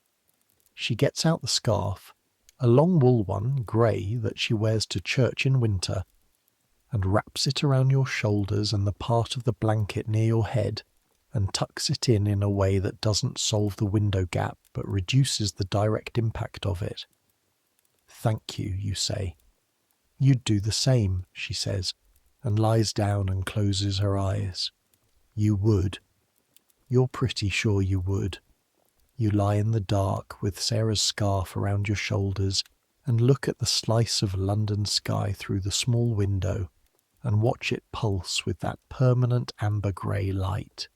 1,000,000 people out there, 1,000,000 lives happening simultaneously in this city, some of them warm and some of them cold, and most of them trying, in their various ways, to get through the night and arrive at the morning with enough left to try again. February. You have been at Ashworth House for 3 months and 17 days. You know this not because you're counting in the way of someone serving a sentence, or you are a bit, but not primarily, but because the date on the letter you wrote home yesterday was February the 17th, and you arrived November the 1st. 3 months and 17 days. It feels like longer, also shorter. Time in service works strangely. The days are long, 16 hours is long by any measure, but the weeks compress somehow, the routine making each week a near copy of the last, and you turn around and 3 months have gone. What have they made of you? You've been thinking about this, not in a grand way, just in the small specific way of noticing the difference between November you and now you. November you counted every step on the servant's stair because she didn't trust her feet to know the number automatically. February, you walks those stairs in the dark without counting, feet finding each step by memory. November. You held her breath whenever Mrs. Pierce walked past, a full-body anticipation of correction. February. You still pays attention when Mrs. Pierce is near. You're not an idiot. But the held breath response has settled into something more like alertness, present, aware, not terrified. November.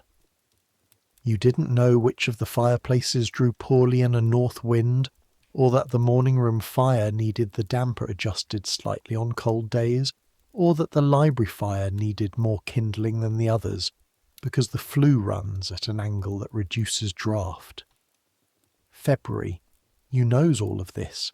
February, you also knows which stairs creak under the third step from the bottom in the back staircase on the second floor landing, and knows that James takes his tea very hot and without milk, and gets quietly difficult if it arrives otherwise, and knows that Cook's mood is best in the hour before lunch service begins, when everything is on track but not yet under pressure, and knows that the most efficient way to wring out a mop is diagonally, not vertically, and knows that the good silver needs a different cloth from the ordinary silverware or you'll get trace marks, and knows how to build a fire in the drawing room that will maintain consistent heat for 3 hours without needing attention.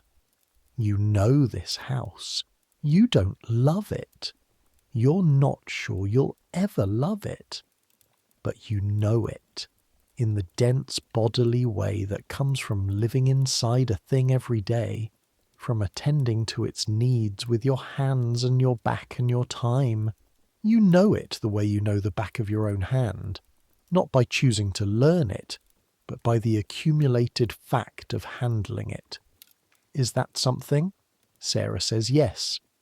In the servants' hall last week, when you said something slightly self-deprecating about still not getting the knack of a particular polishing technique, Sarah said, "You know more than you think you know. You're just not at the point yet where you can feel what you know. You're not at the point yet where you can feel what you know. You're working on it." March brings a crisis. Not a dramatic one. Not the kind of crisis that has a clear moment of happening. A fire, a fall, something sharp and singular. The kind that grows slowly and then is suddenly undeniable. Agnes. Agnes has been quieter since Christmas. You've noticed it the way you notice temperature changes. Gradually, by calibration, comparing current Agnes to previous Agnes and finding a gap. She's doing her work. She's not making errors. She's just quieter, gets through supper faster, goes up to the attic earlier than the rest. She has a cough. She's had it since February, which you attributed to the cold. Everyone gets a winter cough, the kind that lives in the back of the throat and scratches at you in the morning. You've had your own version of it. But Agnes's cough is different. It woke you up twice last week. A specific kind of cough, deep, with a catch in it that sounds like it costs something to make. When you hear her make it in the dark, you find yourself listening to it the way you'd listen to a sound you're trying to identify. Sarah hears it too. You can tell by the way she's very still beside you in those moments when Agnes coughs, the stillness of someone who is listening to something they're hoping to mishear. On a Tuesday in mid-March, you come up to the attic at 11 at night and find Agnes sitting on the edge of her bed. Not lying down, not reading, not doing anything, just sitting, her hands in her lap. "Are you all right?" you ask. "Tired," she says. "You should go to Mrs. Pierce," you say, "if you're ill." Agnes looks at you. There it is. The thing you both know without saying it. Going to Mrs. Pierce means admitting illness. Admitting illness means the possibility of being sent to the infirmary. And the infirmary, the workhouse infirmary, where servants without independent resources end up when they get sick, is not a place anyone returns from improved. No, that's not fair. Some people return from there improved. But you have heard stories. Cook has a niece who went to the infirmary with a fever and came back 3 months later with the fever resolved and a cough that never quite went away. And the cough in the niece and the cough in Agnes are, in a way that you're trying very hard not to recognise, the same cough. "I'll be fine," Agnes says. "Agnes, I'll be fine." Her voice is very flat. "I'll be fine. I just need sleep." You want to argue. You have the argument ready in your head. The part where you tell her that if she lets it go on, she'll be worse, and the worse she gets, the more undeniable it becomes, and undeniable is worse than admitting it now. But you also know the other part of the argument, the real part underneath the medical logic. If Agnes goes to Mrs. Pierce and Mrs. Pierce decides she can't work, Agnes has no wage. Agnes has no wage and Agnes has no savings. She told you this in November, stated it as simple fact, the way you state the weather. And without wages, Agnes goes where? Back to Northamptonshire. Back to parents who will take her back but who can't afford to keep her, who sent her here because they couldn't afford to keep her. This is what it looks like. This is what it looks like when service is the entirety of your options and the service turns against your body. You don't say the argument. You get into bed and you lie in the dark and listen to Agnes breathe. The breathing is fine. A bit uneven. Not fine. In the morning, Agnes is up at 5 like always, dressed in 3 minutes and 20 seconds, down the back stairs with the rest of you. She's fine. She's not fine. The thing you learn from Agnes, not from what happens to Agnes, but from being near it, from watching it, is about something that isn't in any of Mrs. Pierce's household instructions. It's about what happens when the hierarchy of the house meets the needs of the individual body, and the two things are incompatible. Lady Ashworth knows nothing about Agnes's cough. Sir Edward knows nothing about Agnes. They know that the fireplaces are laid and the floors are clean, and the silver is polished, and supper arrives correctly at the table. The machinery functions. The invisible labour continues to be invisible.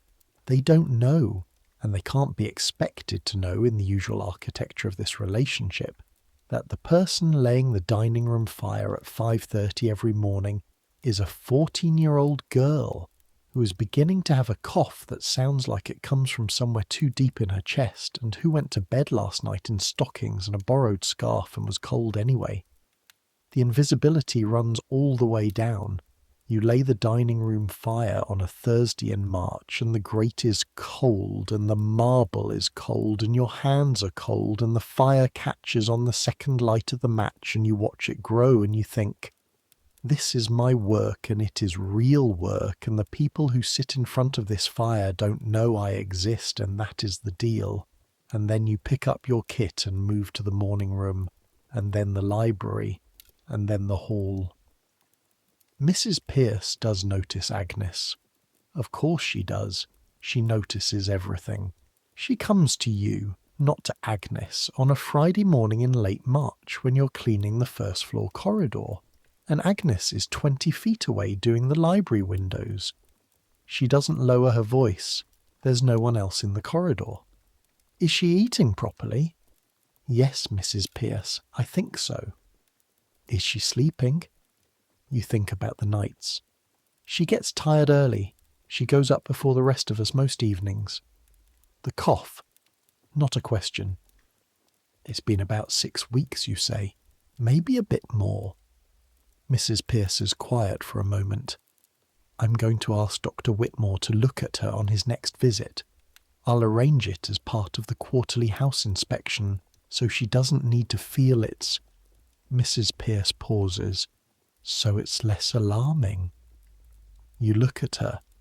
She's looking down the corridor at Agnes, who is polishing a window with the focused inward look that she has when she's tired and working through it. She's a good worker, Mrs. Pierce says, not sentimentally, factually. Yes, you say. She is. That counts for something. She walks away, her keys clinking. You stand there with your polishing cloth and think about what counting for something means in this house, in this world, in the economy of care that operates below stairs and beside stairs and invisibly through the walls. It counts for something that Mrs. Pierce noticed. It counts for something that she's calling the doctor. It counts for something that Agnes is seen, even if she's only seen in the household ledger, only seen in the category of good worker, only seen in the frame of her usefulness. It is not enough. It is also not nothing. That is the threshold you live on. Dr. Whitmore comes in April. He is a brisk man with very clean hands, and the manner of someone who has seen so much of other people's insides that the exteriors have stopped registering as interesting. He does the family's quarterly check first, the children, the senior servants, and then comes to the servants' hall. Mrs. Pierce arranges the session in the servants' hall, each girl in turn, a few minutes each, the doctor listening to chests and looking in eyes and asking about appetite and sleep. You wait your turn in the corridor outside and listen to the silence inside. Or not silence, just the ordinary sounds of the house above you, and from somewhere outside the muffled sound of the street. And try not to think about what happens if he finds something. Your turn. Any complaints? My knees hurt sometimes, from the floor work. He looks at your knees briefly, presses one of them with 2 fingers, nods. Common. Pad them when you're able. Next. He listens to your chest. You breathe in. You breathe out. Good. You're healthy. Next. That's it. That's the entire assessment of your physical being in this house. Good. Healthy. Next. You go back to the corridor. Agnes is the last one. She's in there longer than the others. When she comes out, her face is unreadable in the way that Agnes's face is often unreadable. The trained flatness of a girl who has learned not to let her face tell you things, but her hands are doing something, turning her apron hem between her fingers, over and over. That tells you plenty. What did he say? Rest, she says. He said I need rest and good food and fresh air. Which is, you know enough to know this, the Victorian medical instruction for something that fresh air won't fix and good food will help but not cure. The thing that lives in lungs and in attics and in rooms without heat. The thing that comes from cold air breathed for months through a gap in a window frame. Rest, you say. He said he'd speak to Mrs. Pierce about a modified schedule.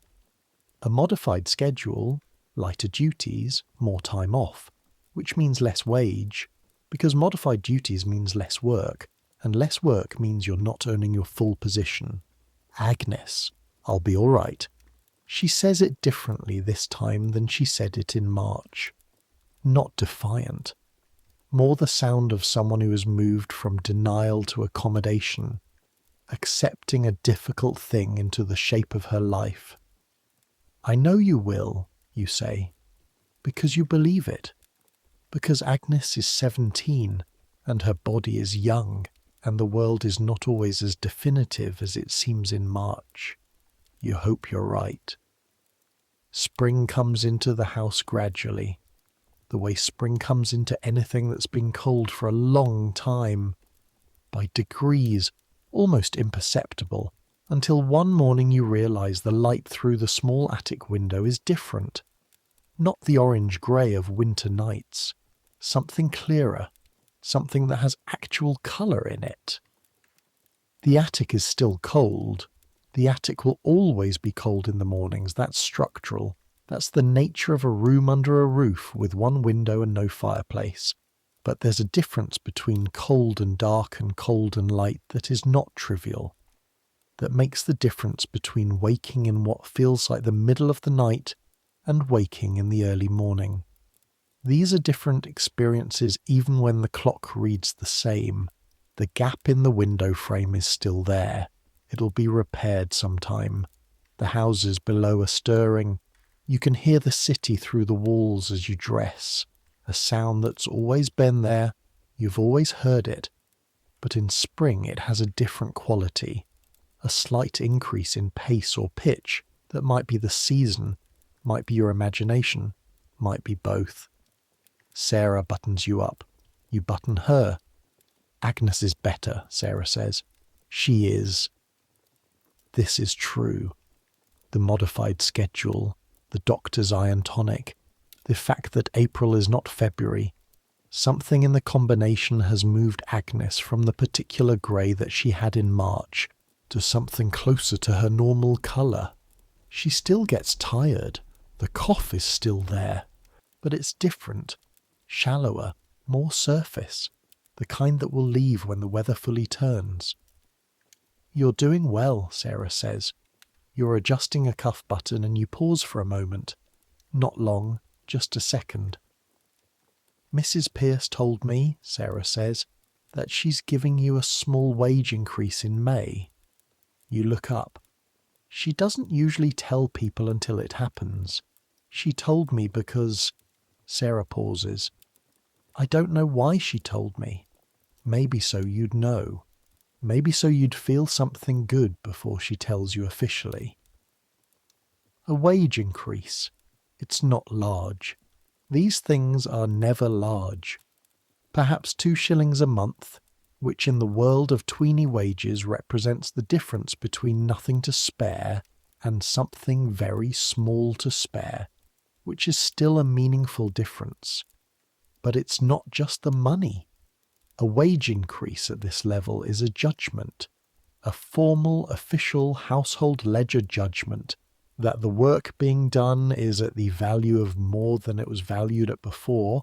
Mrs. Pierce values your work. Mrs. Pierce has kept a ledger note, and the note says, higher. Thank you for telling me, you say. Don't tell her I told you, Sarah says. Look surprised when she does. I will, you say.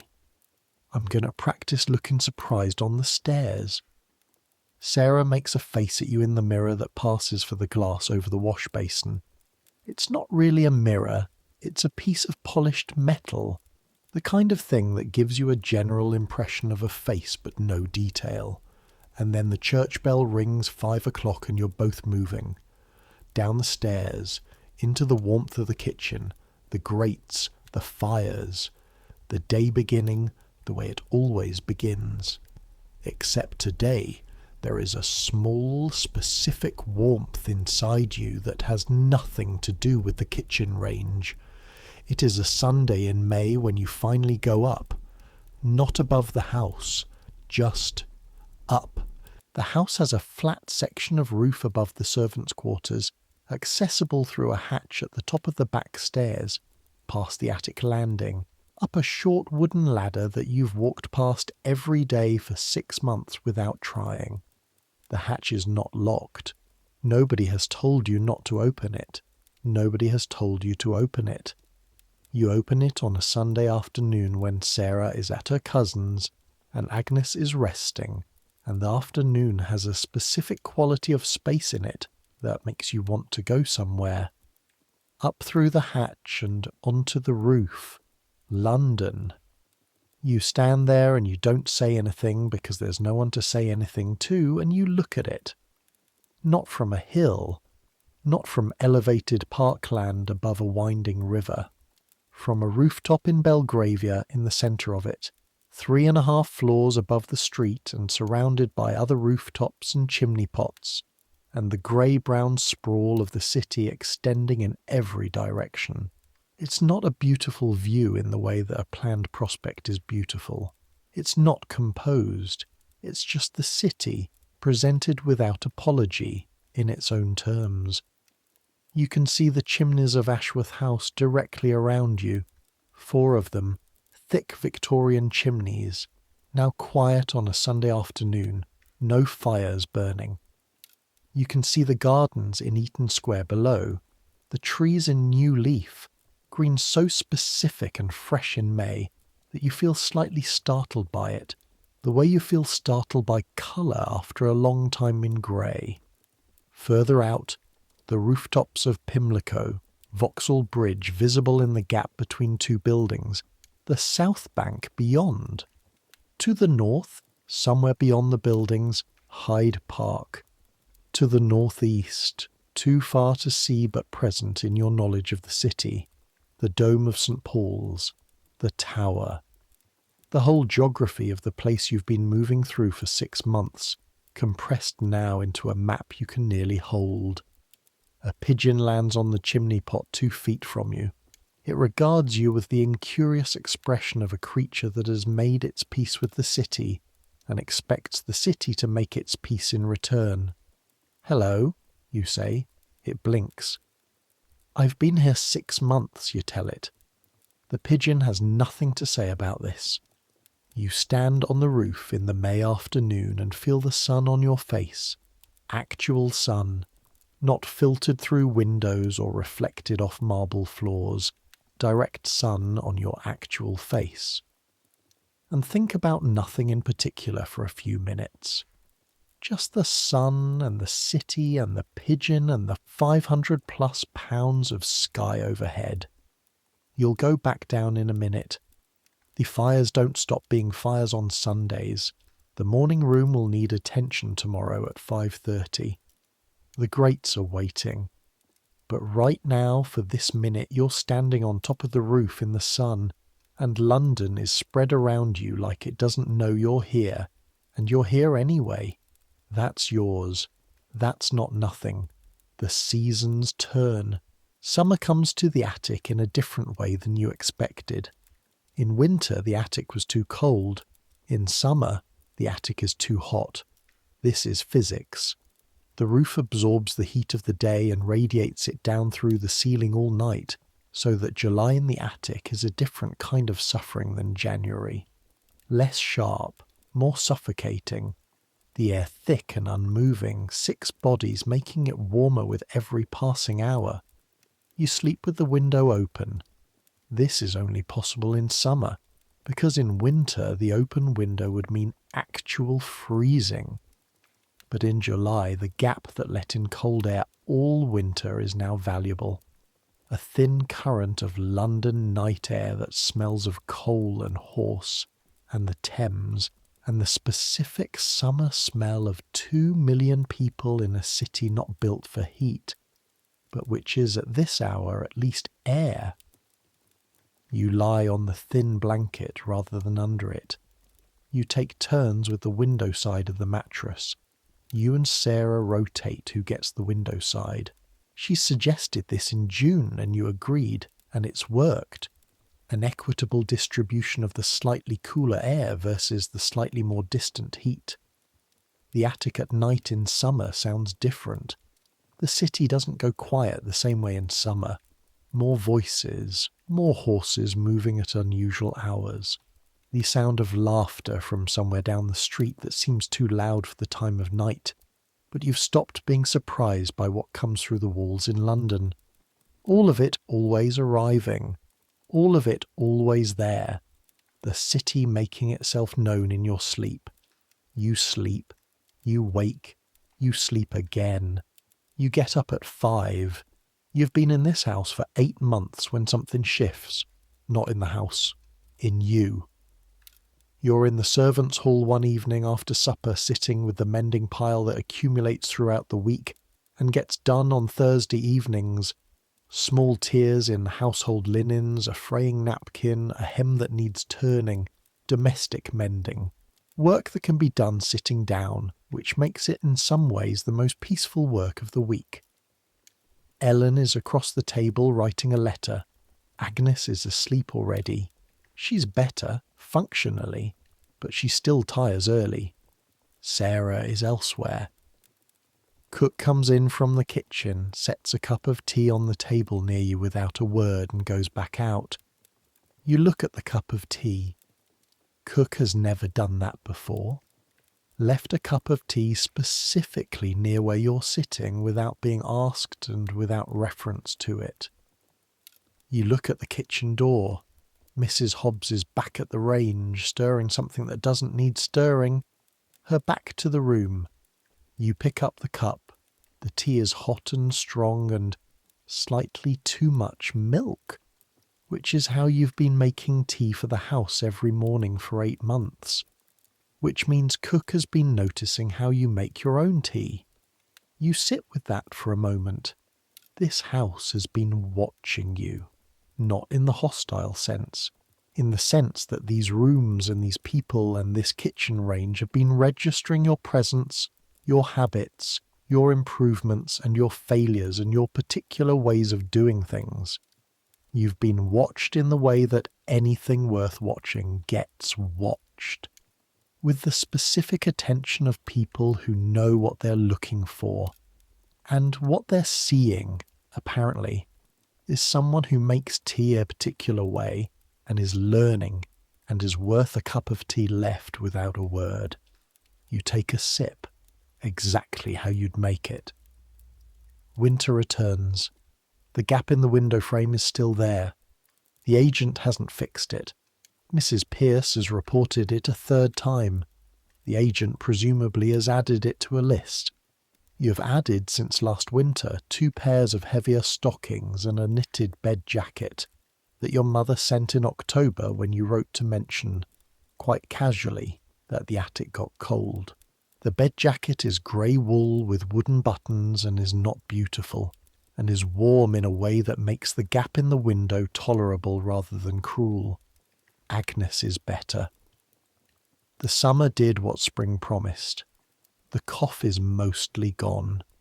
It returns on damp mornings, but it returns quietly now, without that deep catch that worried you in March. She's on full duties again. The doctor called her satisfactory at his autumn visit, which in his particular economy of words is high praise. Sarah is being courted by a man who works at the draper's 2 streets over. She hasn't said anything officially.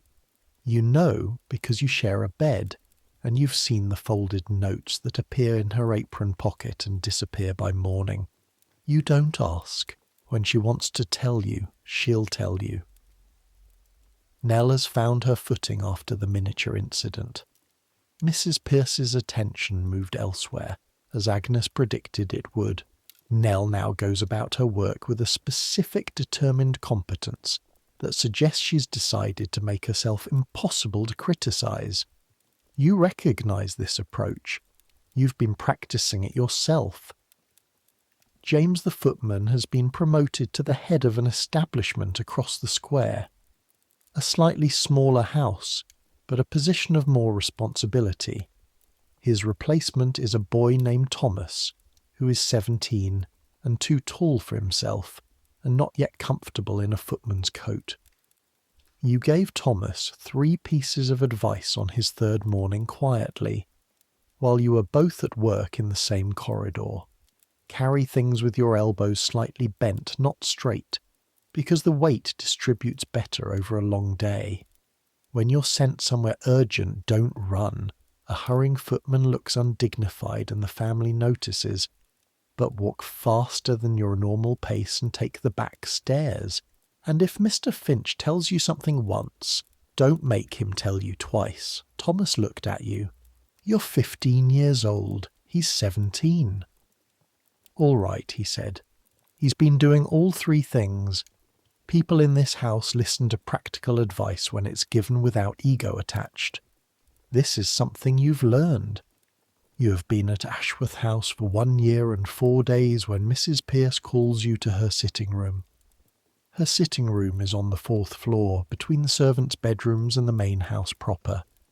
It is a small room furnished with careful economy, a writing desk, 2 straight chairs, a bookcase with household reference books and a few others you've never looked at closely, a small fireplace that she keeps adequately supplied with coal. You've been in this room twice. Once when you arrived, when she went through the household rules with you. Once in April when there was a discrepancy in the linen count and she needed to ask you to account for your movements. You stand in front of her desk.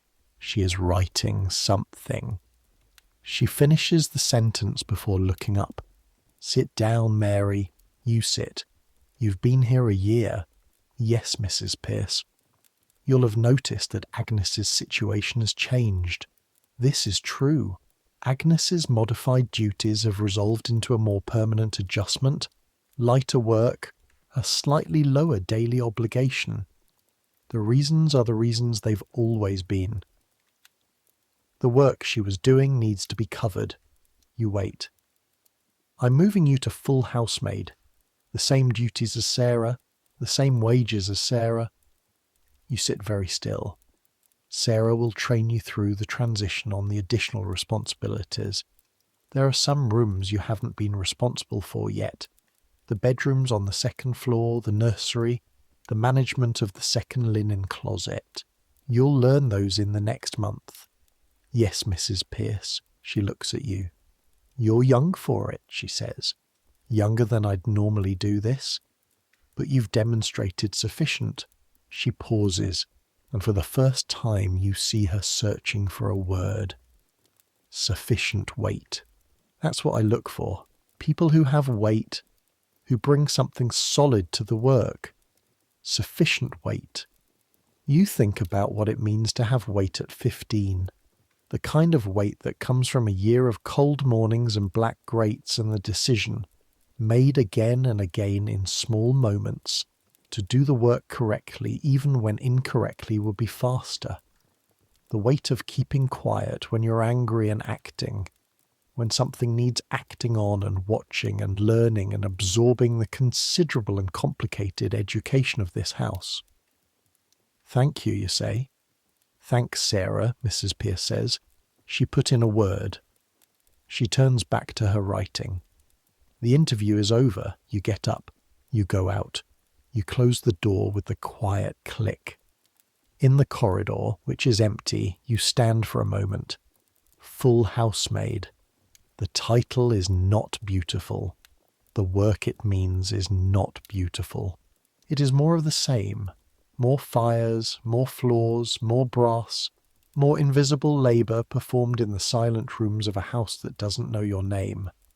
But it is also an acknowledgement, a formal wages and responsibilities acknowledgement that the work you have done and the person you are doing it have been seen and assessed and found sufficient. Sufficient. You think that might be the best word there is. You know things now that you didn't know a year ago. You know that the people who built this house, who laid the marble floors and fitted the mahogany fireplaces and hung the gilded mirrors, built it for the people who live in the drawing rooms and the dining rooms and the well-heated second-floor bedrooms. You know that the people who maintain this house, who get up before dawn and work until midnight and sleep 6 to a room under a roof, are not an oversight in the design. You're in the design. The servants' stair that runs parallel to the main stair, the narrow back corridors that snake between the grand rooms, the service entrance on the side of the house that lets you come and go without disturbing the main entrance. All of these are designed. Intentional. The architecture of your invisibility is as deliberate as the architecture of everything else. This is not something Mrs. Pierce told you. She would never say something as abstract as this. She speaks in grates and rotus and wages. It's something you worked out from the house itself, from a year of navigating its geometry from the inside, learning which doors lead where, which stairs go to which rooms, which corridors are for which purposes. The house is designed to make you invisible, and you do it. Every morning, every evening, every time you back out of a room, so the family doesn't see you finishing your work. Every time you pause on the servant's stair while a member of the family passes the far door. Every time you make yourself smaller to let the house be larger. But here's the thing. You're not invisible. You're seen by Sarah, who buttons your dress every morning and shares her scarf in winter and puts in a word with Mrs. Pierce. You're seen by Agnes, who took your advice about going to Mrs. Pierce and who looks at you differently since then. You're seen by Cook, who leaves tea without explanation and notices how you like it. You're seen by James, who held the soup tureen for 2 seconds at Christmas and asked nothing in return. You're seen by Thomas the new footman, who follows 3 pieces of advice from a 15-year-old without making an issue of it. You're seen by Mrs. Pierce herself, in the household ledger, in the wages account, in the word sufficient, which is the highest praise she regularly gives and which she gave you. You're not invisible. You're just invisible to the people who aren't looking. And the people who aren't looking, the family above, the world outside, are only the people who don't count in the daily immediate sense. They don't count in the sense of who knows your name and who watches out for you and who saves you a draught from a cold window with a scarf. That's a different accounting. Below stairs, you are known. You are counted. That counts. November again. 1 year. You're 15 years old, and you have been a full housemaid in Ashworth House for 3 weeks, and you know this house the way you know your own hands. By use, by daily contact, by the particular way each room changes in different light and at different hours. The gap in the window frame got fixed in October. An actual repair. The wood replaced, the gap sealed, the frame sitting true in the wall for the first time since you can remember, which is to say for the first time since you arrived. The attic on a November night is still cold. Cold is the nature of a room under a roof with no fireplace in November in London. but it is not the same cold. You come back to the attic on a November evening and sit on the edge of the bed. The church bell outside rings 9. You've been up since 4:30. You've laid 9 fires and swept 2 floors and polished the hall brass and aired the second-floor bedrooms and helped cook with the vegetable preparation at 6 in the evening and carried 3 trays from the kitchen to the serving passage and washed up 2 loads of kitchen equipment. Your hands are red and your knees ache, and the blister on your right heel, which has now healed and returned so many times that it's become a feature of that particular place on your foot, is present. You are 15 years old. You're a full housemaid in a 7-floor townhouse in Belgravia. You know how to do every job in this house that falls within your category, and some outside it, and you could, if pressed, describe exactly what needs to be done in this house to make it run from 5 in the morning to midnight. That is a form of knowledge. It's not the knowledge in the library, and not the 6,000 books, not the Latin, not the gold-lettered spines. But it is knowledge. It lives in your hands and your back and your feet and your understanding of how fireplaces work and what silver needs to stay bright and how to build a fire that burns correctly and how to clean a floor on your knees without hurting your knees any more than it is inevitable, and how to talk to a housekeeper when something goes wrong, and how to hold on to yourself when the work is trying to make you only the work, how to remain. That last thing, that might be the most important thing. Sometime after 9, you stop thinking and start sleeping. Not all at once.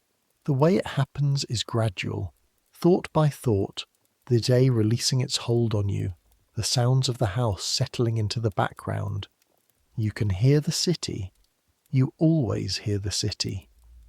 London doesn't stop on a Thursday night in November, and the sounds of it come through the walls and the repaired window frame and the roof tiles.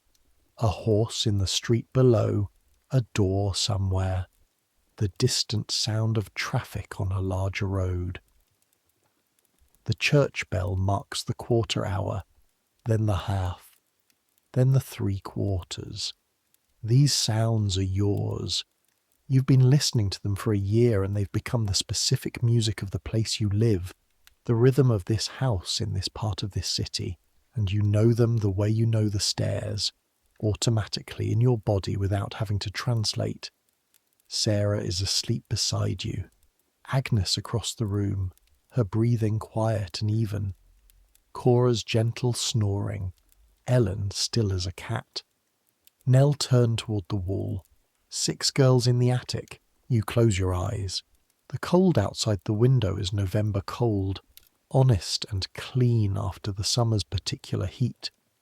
Through the repaired frame, sealed now, straight now, it stays outside where it belongs. You are warm, not luxury warm, not the warmth of a second-floor bedroom with a coal fire, but warm enough.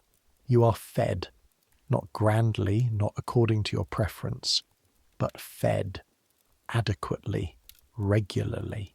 You are known, below stairs, in the kitchen, in the servants' hall, in Mrs. Pierce's household ledger, known and counted and valued at a rate that has recently increased.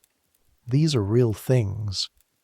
On the other side of this city, and its rookeries and its gin shops and its streets without names, there are people who have none of these things and who would think very poorly of your complaint that the window leaked all winter.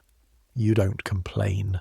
Or you do sometimes in the privacy of your own head, at 4:30 in the morning when the basin water is ice and the stairs are dark and your knees already know what's coming. But it doesn't last. The complaint passes through and leaves, because there is always a fire waiting to be laid and a floor waiting to be done, and that is where you actually live, in the doing of the thing, not in the thinking about the doing. The sounds of the city grow quieter, or you grow quieter. The church bell somewhere. Not counting it now, just receiving it. The girl from Shropshire who was afraid of the 5 o'clock bell and counted the stairs and held her breath when the housekeeper walked past is still in you somewhere, folded small inside the person you've become. She was not wrong to be afraid. The city is large and the house is exacting, and the hierarchy is real, and the gap in the window was cold for 12 months before anyone fixed it. But she didn't disappear, she learned. And what she learned is in you now, in the way you carry a soup tureen and build a fire and talk to a frightened new tweenie and receive a cup of tea left silently by someone who noticed. Everything costs, everything teaches, nothing comes back the same. Tomorrow the bell will ring at 5. You'll hear it in your sleep. Your eyes will open to the cold and the dark and the 6 girls breathing and the slice of London light through the attic window, and you'll get up. Because you always get up. Because the fires don't lay themselves and the house doesn't know it's early and the marble doesn't soften for November and London doesn't pause. But also because, and this is the thing you couldn't have known when you arrived and have learned since, because you are good at this. You are genuinely, specifically, demonstrably good at this work. And being good at something you do every day, being known to be good at it, being paid to be good at it, is its own form of dignity. You didn't choose the title, you didn't choose the house or the city or the attic room, but you chose how to be in them, and that's not nothing. That might be everything. The city breathes outside the window. The same city that was breathing outside this window before you arrived, before Mrs. Pierce arrived, before the house was built, before the marble was laid. London, breathing its coal smoke and river salt breath across centuries of attic rooms, and servants' stairs, and people sleeping in the cold above the grand rooms. They didn't all stay. Many of them left after a year, 2 years, found other situations, or married, or went back to wherever they came from.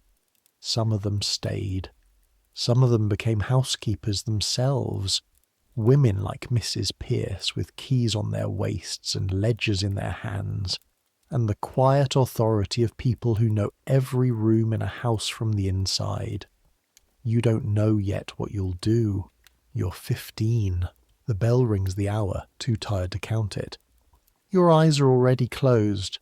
The city outside the window is already further away. The warmth of Sarah beside you, real and solid. The familiar shape of the attic room around you. The sounds you know. This is yours. Temporary possibly. Full of difficulty certainly. Cold in winter and hot in summer and demanding beyond what anyone who hasn't done it can quite understand. But yours. Let sleep come. Let the day release you. Let the fires go cold until morning when you'll light them again. Let the marble floors rest until dawn when you'll kneel on them again. Let the city go on without your supervision, which it will do anyway, which it's always done. You've earned this rest. You've earned it in coal dust and cold water, and the careful, deliberate repetition of hundreds of small tasks done correctly. You've earned it in the weight of every coal scuttle, and every full soup tureen, and every bucket of floor water carried up the servant's stair. You've earned it in every 5 o'clock bell you got up for, and every 7:15 inspection you passed, and every quiet correction you took and applied. Take it. Rest. The attic is dark. The city is quiet. Relatively. The church bell somewhere in the distance. One final note. Fading. Folding into the sound of the November night. Centuries will pass. The house you know will change beyond recognition. The servant's stair will become a fire escape. The marble floors will be lifted and relaid by people who don't know the girl who scrubbed them. The attic room will become something else, A study, a storage space, a bright room with skylights and central heating that someone will call charming. The city will change. The gas lamps will go. The horses will go. The great black coal smoke that hung over London every morning of your life will thin and eventually clear. The Thames will be cleaned. The rookeries will be cleared. The workhouse infirmaries will close. But people will still live in this city, still work in it, still find their way from somewhere smaller to somewhere larger, and discover that the city is not what they imagined.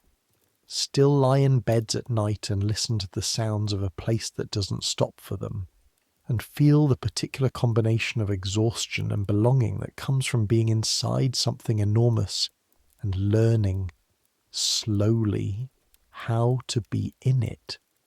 Some things don't change. The human heart doesn't change. The need for rest at the end of a long day, that doesn't change either. So let it come. Let sleep take you the way it takes every girl in every attic, in every house, on every street of this enormous, exhausting, impossible city. Let the world fade. Let the noise quiet. Let your thoughts slow and soften and finally stop. You've earned this rest. You've earned it. And tomorrow the bell will ring. But not yet. Not yet. Good night. No. Wait. You're not asleep yet. Lie still a moment longer. Let the city have its say. Because there's something you've been thinking about all day that hasn't quite resolved itself, and it won't let you go even now, even with your eyes closed and your body finally horizontal after 16 hours of mostly vertical. It's about the house, the actual physical structure of it. You've been inside this house for over a year now, and you know it better than you know most people, but there are still things about it that you haven't quite reconciled. Things that sit in the back of your mind like a piece of furniture placed wrong, present, taking up space, slightly off. The flue in the library. You know it draws at an angle because you've learned to compensate for it, adding more kindling, adjusting the draft. But why does it draw at an angle? You asked Mr. Finch once obliquely, in the way you've learned to ask things, framing it as a question about technique rather than about architecture. He gave you a look that suggested the question was more interesting than he expected and said, "There used to be a chimney breast there. They removed it in 1862. The new flue was run alongside the old space, but not quite true. It's been drawing wrong ever since." 1862. 19 years before you arrived. The person who made that architectural decision is probably dead. The person who first noticed the angle was wrong is certainly gone. And you, in 1882, are adding extra kindling every morning to compensate for a decision made 19 years ago by someone who will never know you exist. That's how houses work, you think. They accumulate the consequences of decisions made by people who aren't there anymore. The current inhabitants, all of them, family and servants alike, are living inside a set of choices made before them, and they manage those choices without knowing their origin, the way you manage the angle of the flue without knowing why it's angled. The cold in the attic. That's not structural in the way the flue is structural. That's just physics and poverty. But it's also a decision. Someone decided that the attic rooms didn't need fireplaces, and that decision was made once, somewhere, by someone. And it's been made again every year by every estate agent who received Mrs. Pierce's report and added the window repair to a list. The house is full of these decisions. Some of them are beautiful. The Italian marble in the hall, the gilded mirror in the drawing room. Someone chose those things with taste and money, and the desire to create something that would last. And it has lasted. It lasts through you, kneeling on the marble at 5 in the morning, keeping it the way it was meant to look. Some of them are simply convenient for the people who made them. The servants' stair is narrower than is comfortable because the architect needed the main stair to be grander and took the width from somewhere. The attic is cold because the family rooms below are heated, and that was enough. The window frame is broken because repairing it costs money, and the people who sleep in the room don't have the leverage to make the repair happen faster. You don't spend time resenting this. Resentment is a luxury you can't afford and wouldn't spend your savings on even if you could. But you do spend time understanding it. Because understanding how a system works is the beginning of knowing how to be in it without being destroyed by it. The servants of Ashworth House are not a family. You eat together and sleep on the same floor and know each other's habits and moods, but you're not bound by choice or love. You're bound by employment, which is a different kind of bond, transactional at its core, mutual in its necessity, occasionally shading into something warmer at the edges. What holds the six of you in the attic room together is not affection exactly. It's something more fundamental than affection and less dramatic. It's the shared fact of the 5 o'clock bell and the cold basin water, and the weight of the coal scuttle, and the inspection at 7:15. It's the knowledge that the other 5 people in that room know from the inside exactly what your days cost. Not because you've told them. Because they live the same days. That's a kind of intimacy that doesn't have a good name. Sarah knows you. She knows your cough is a winter cough and not a concern. She knows your knees are the first thing to complain in cold weather. She knows you make your tea with too much milk and that you're better at fires than floors, and that you have a specific look on your face when you're tired and pretending not to be. She knows these things not because you confided them, but because she's been beside you every morning for a year, and you know her. You know she misses her sister. You know the letters from the man at the draper's make her fold them small and careful, and then unfold them again when she thinks you're asleep. You know she has a way of going quiet when she's worried about something that she can't fix, and that the quiet lasts exactly until the next task presents itself, at which point the quiet goes back inside and the work resumes. This knowing costs nothing extra. It just accumulates. The way dust accumulates, the way ash accumulates, the way years accumulate in a house like this, in an attic like this, until suddenly you're not the newest person in the room. There is a girl downstairs, a new tweenie. She arrived last week. Her name is Clara, and she is 13 years old, and she's from somewhere in Wiltshire, and she is absolutely terrified. You know this because she looks exactly the way you looked, the way she watches the servants stare, the way she holds herself slightly too still when Mrs. Pierce walks past, the way she eats quickly in the servants' hall because quick eating is something the body decides to do when it's in a new place and not quite sure of the rules yet. You've been kind to her in the way Sarah was kind to you, practically, without sentiment, in the form of specific useful information delivered at specific useful moments. You told her which stairs creak. She looked surprised that it mattered. It matters. You know it matters, because on your second morning here you stepped on the wrong stair at 5:15, and it groaned loudly enough to wake Ellen, who was not happy, and you spent the rest of that week dreading the stairs. You told her that the morning room fire needs the damper adjusted when the wind comes from the north. She wrote it down on a small piece of paper. You found this charming and said nothing. You told her that Mrs. Pierce's corrections are not personal, that the specificity of them is a form of respect. She's telling you what went wrong because she believes you're capable of getting it right. When she stops telling you, that's when you should worry. Clara listened to all of this with the expression of someone trying to hold water in cupped hands. Carefully, aware that some of it will escape anyway. She'll be all right. You're fairly sure she'll be all right. The signs are good. She's quick to learn and she doesn't argue, and she has the quality that Mrs. Pierce described as weight.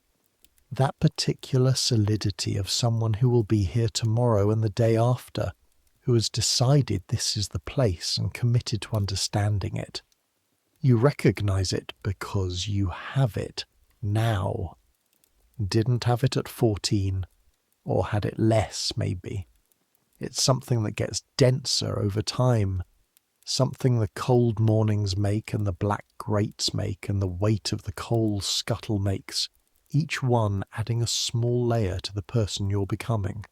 The person you're becoming, still in progress, obviously. You're 15, but already someone different from the girl who stepped off the carrier's cart from Shropshire in October 1881 with a small bag and a letter of introduction from the vicar.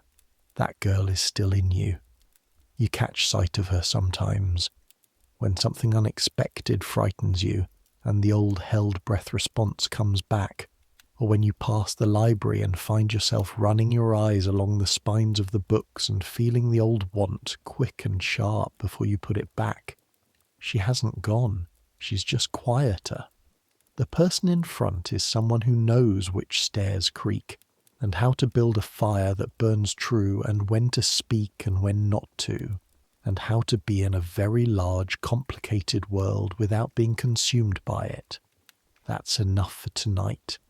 The city outside the window, the church bell somewhere, the 6 of you breathing in the dark. The sounds are familiar now. They've been familiar for a long time. The bell rings. You don't count it. Your body doesn't even fully register it anymore. It's just part of the texture of the night, like the muffled sound of horses on the street below, and the wind against the newly repaired window frame, and the low, steady breathing of the 5 girls around you. You're warm enough. You're fed enough. You are safe enough. You have work tomorrow, and you will do it, and you will do it well, because that is the person you have become in this house, in this city, in this attic room over the course of 1 year and a handful of weeks. The coal dust under your fingernails, the specific ache in your knees that you know by now is just what your knees feel like, the calluses on your palms from the grate brushes and the mop handle, and the daily physical reality of work that asks everything of your body and nothing of your name. These are yours. You came to this city with almost nothing. You have not accumulated very much in the usual sense. No savings to speak of. No possessions beyond what fits in the small chest at the end of the bed. No connections in the world above the servant's stare. No advancement beyond the particular and personal one of being promoted from tweenie to housemaid, in a house that will one day, in its own good time, be managed by someone else in Mrs. Pierce's position, keeping the same ledger, making the same notes, watching the same fires burn. But you have this, the knowledge of this house, in your hands and your back and your feet, the knowing of the people in this room, the particular dense understanding of what it costs to keep beauty going, to maintain the visible world of a great house while living in its invisible infrastructure. That's not wealth. It's not prestige. It's barely even acknowledged. But it is real. And real things, you have learned, are the only things that are actually worth anything when it's late and you're tired, and the 5 o'clock bell is 4 hours away, and the city is doing what it always does outside the window. Real things keep. Let sleep come. Let the last thought go. Let the day fold itself away. Let the house go quiet around you. The 9 fireplaces cooling in the dark, the marble floors cooling in the dark, the silk curtains in the drawing room hanging still and rose-coloured in the dark, all of it present and waiting, and yours in the small specific sense of belonging to the person who knows it best. You Mary Holt, 15 years old, housemaid, Shropshire girl, Londoner in progress. Let the darkness take you. The same darkness that takes every girl in every attic, in every house, on every street of this city that never quite sleeps. The darkness that covers the grand rooms and the servants' rooms equally. That makes no distinction between the goose-down mattress on the second floor and the straw mattress in the attic. That comes for everyone at the end of the day, and asks nothing, and offers everything. Rest. The church bell somewhere, very far away now, getting further. You've earned this. Take it. Good night. There is one more thing to say about the work itself. The thing that is hardest to explain to someone who has never done it. It's not any single task. Not the grates specifically, or the floors specifically, or the brass work, or the carrying. It's the accumulation of all of them, day after day, without variation or respite, in a specific order that must be followed precisely, at a speed that is faster than comfortable and slower than rushing. It's the constancy of it. You have done the dining room grate 387 times since November the 1st. You have done it every single morning, on Christmas morning. On the Sunday you had stomach cramps bad enough that Sarah offered to cover, but you went anyway because you were afraid of what a request for help might cost you, in terms of how you were perceived. On the morning in February when the attic was so cold you could barely feel your fingers, and the black lead was thick and stiff in the tin, and you had to warm it between your hands before it would go on smoothly. 387 times, and each time, not most times, not usually, but each time, it has to be done properly. The ash entirely out, the grate scrubbed, the ironwork blacked, the newspaper and kindling and coal arranged in the specific geometry that you've learned produces the correct fire, every time, without exception. The thing that breaks people in service, the thing that makes girls leave after a year or 18 months, that sends them back to wherever they came from, or into factory work, or into marriages that are primarily about getting away from service, is not any particular hardship. It's this, the relentlessness of correct, the requirement to do things properly not once or sometimes, or on the days when you have the energy for it, but every time, always, without end. Most people can do something correctly. Very few people can do something correctly every single morning for years. You think you might be one of the few. You don't say this. It's not a thing to say. But you think it in the private way. You think things that have no audience. The silver. Let's talk about the silver for a moment, because the silver is its own education. Ashworth House has a lot of silver. More than you could usefully describe, arrayed in the butler's pantry in ranks that Mr. Finch oversees with a proprietary pride that you've learned not to bump against. There is the everyday silver, the cutlery used at every meal, the teapot and milk jug and sugar bowl, the breakfast salvers, the napkin rings with their individual creastings. And there is the good silver, the enormous serving dishes and the elaborate épergne that only comes out for major dinners, and the condiment sets, and the candelabra. You learn the difference between cleaning everyday silver and cleaning the good silver very quickly, because Mr. Finch explains the distinction with the specific emphasis of someone who has watched someone do it wrong before and not forgiven either themselves or the person for it. Everyday silver, the paste, the soft cloth, the firm circular motion, the rinse, the dry with the chamois. This you can do to most pieces in about a minute each, and the result is a consistent clean shine that will do for anything short of a formal dinner.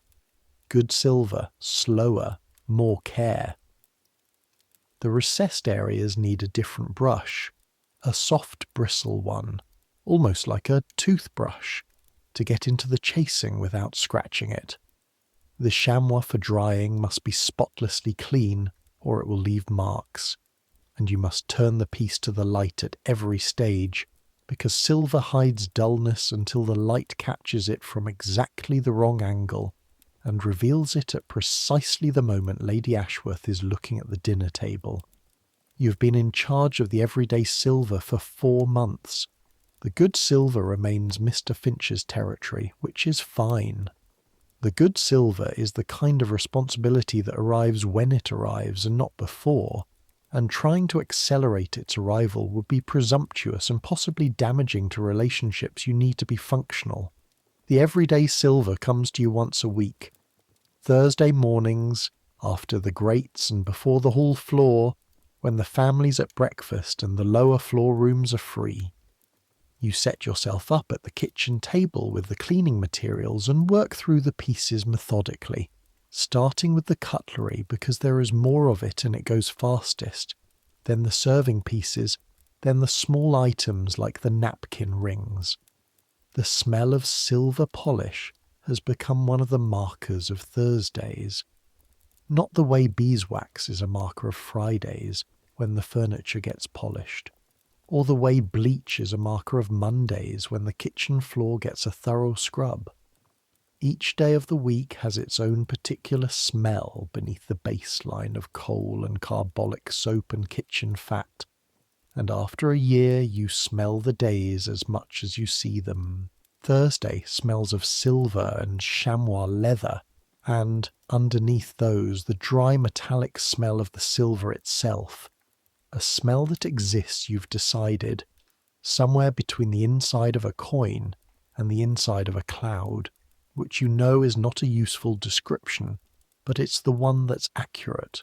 You polish silver and think about nothing. That's the other thing about repetitive manual work.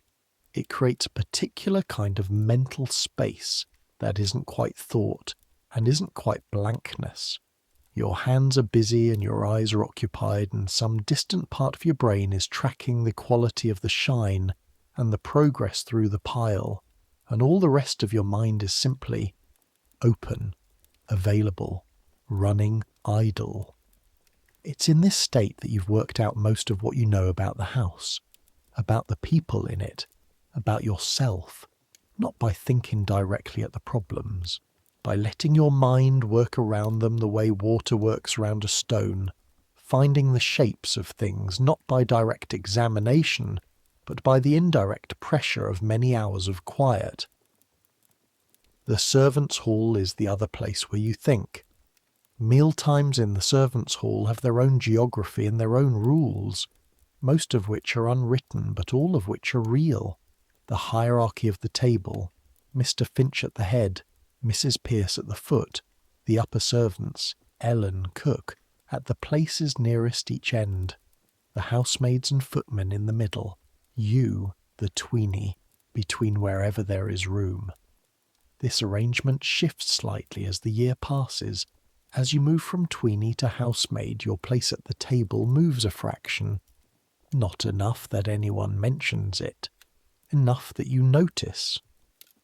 Conversation at the table is controlled by the upper servants.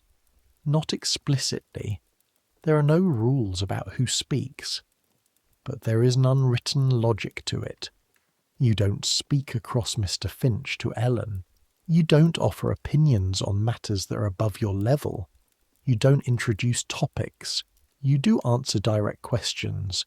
You do participate in the kind of low-level conversational exchange about the day's events that serves as the medium for information transfer.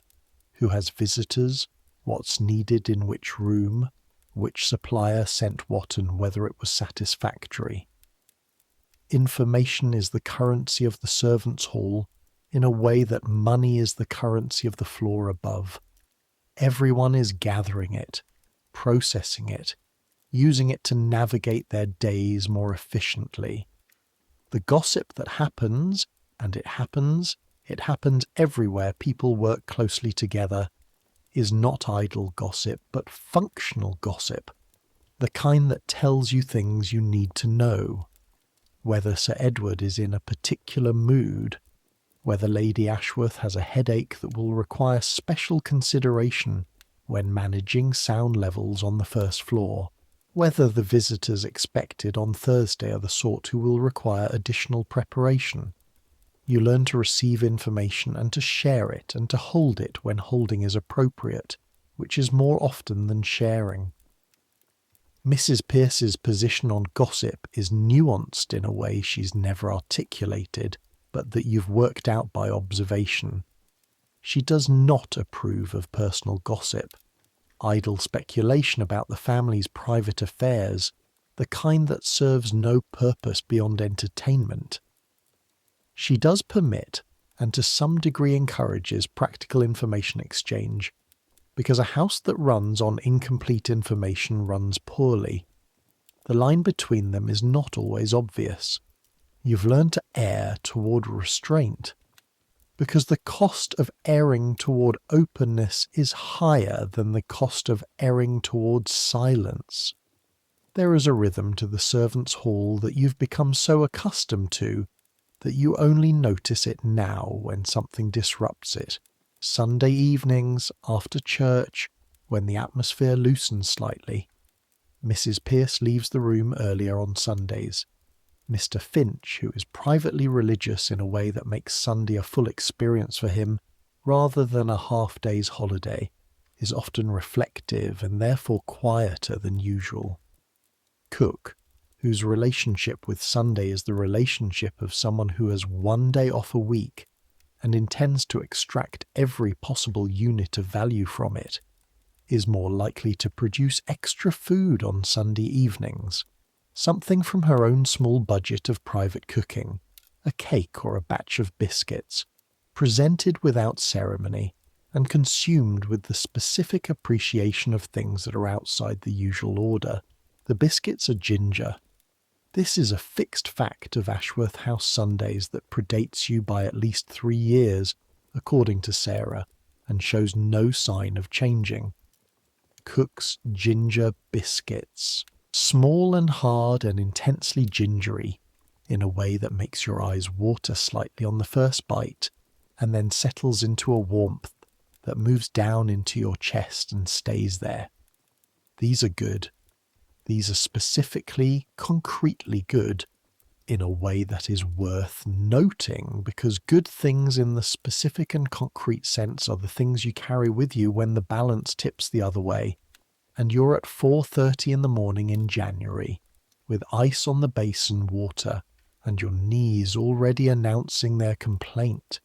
You carry them with you.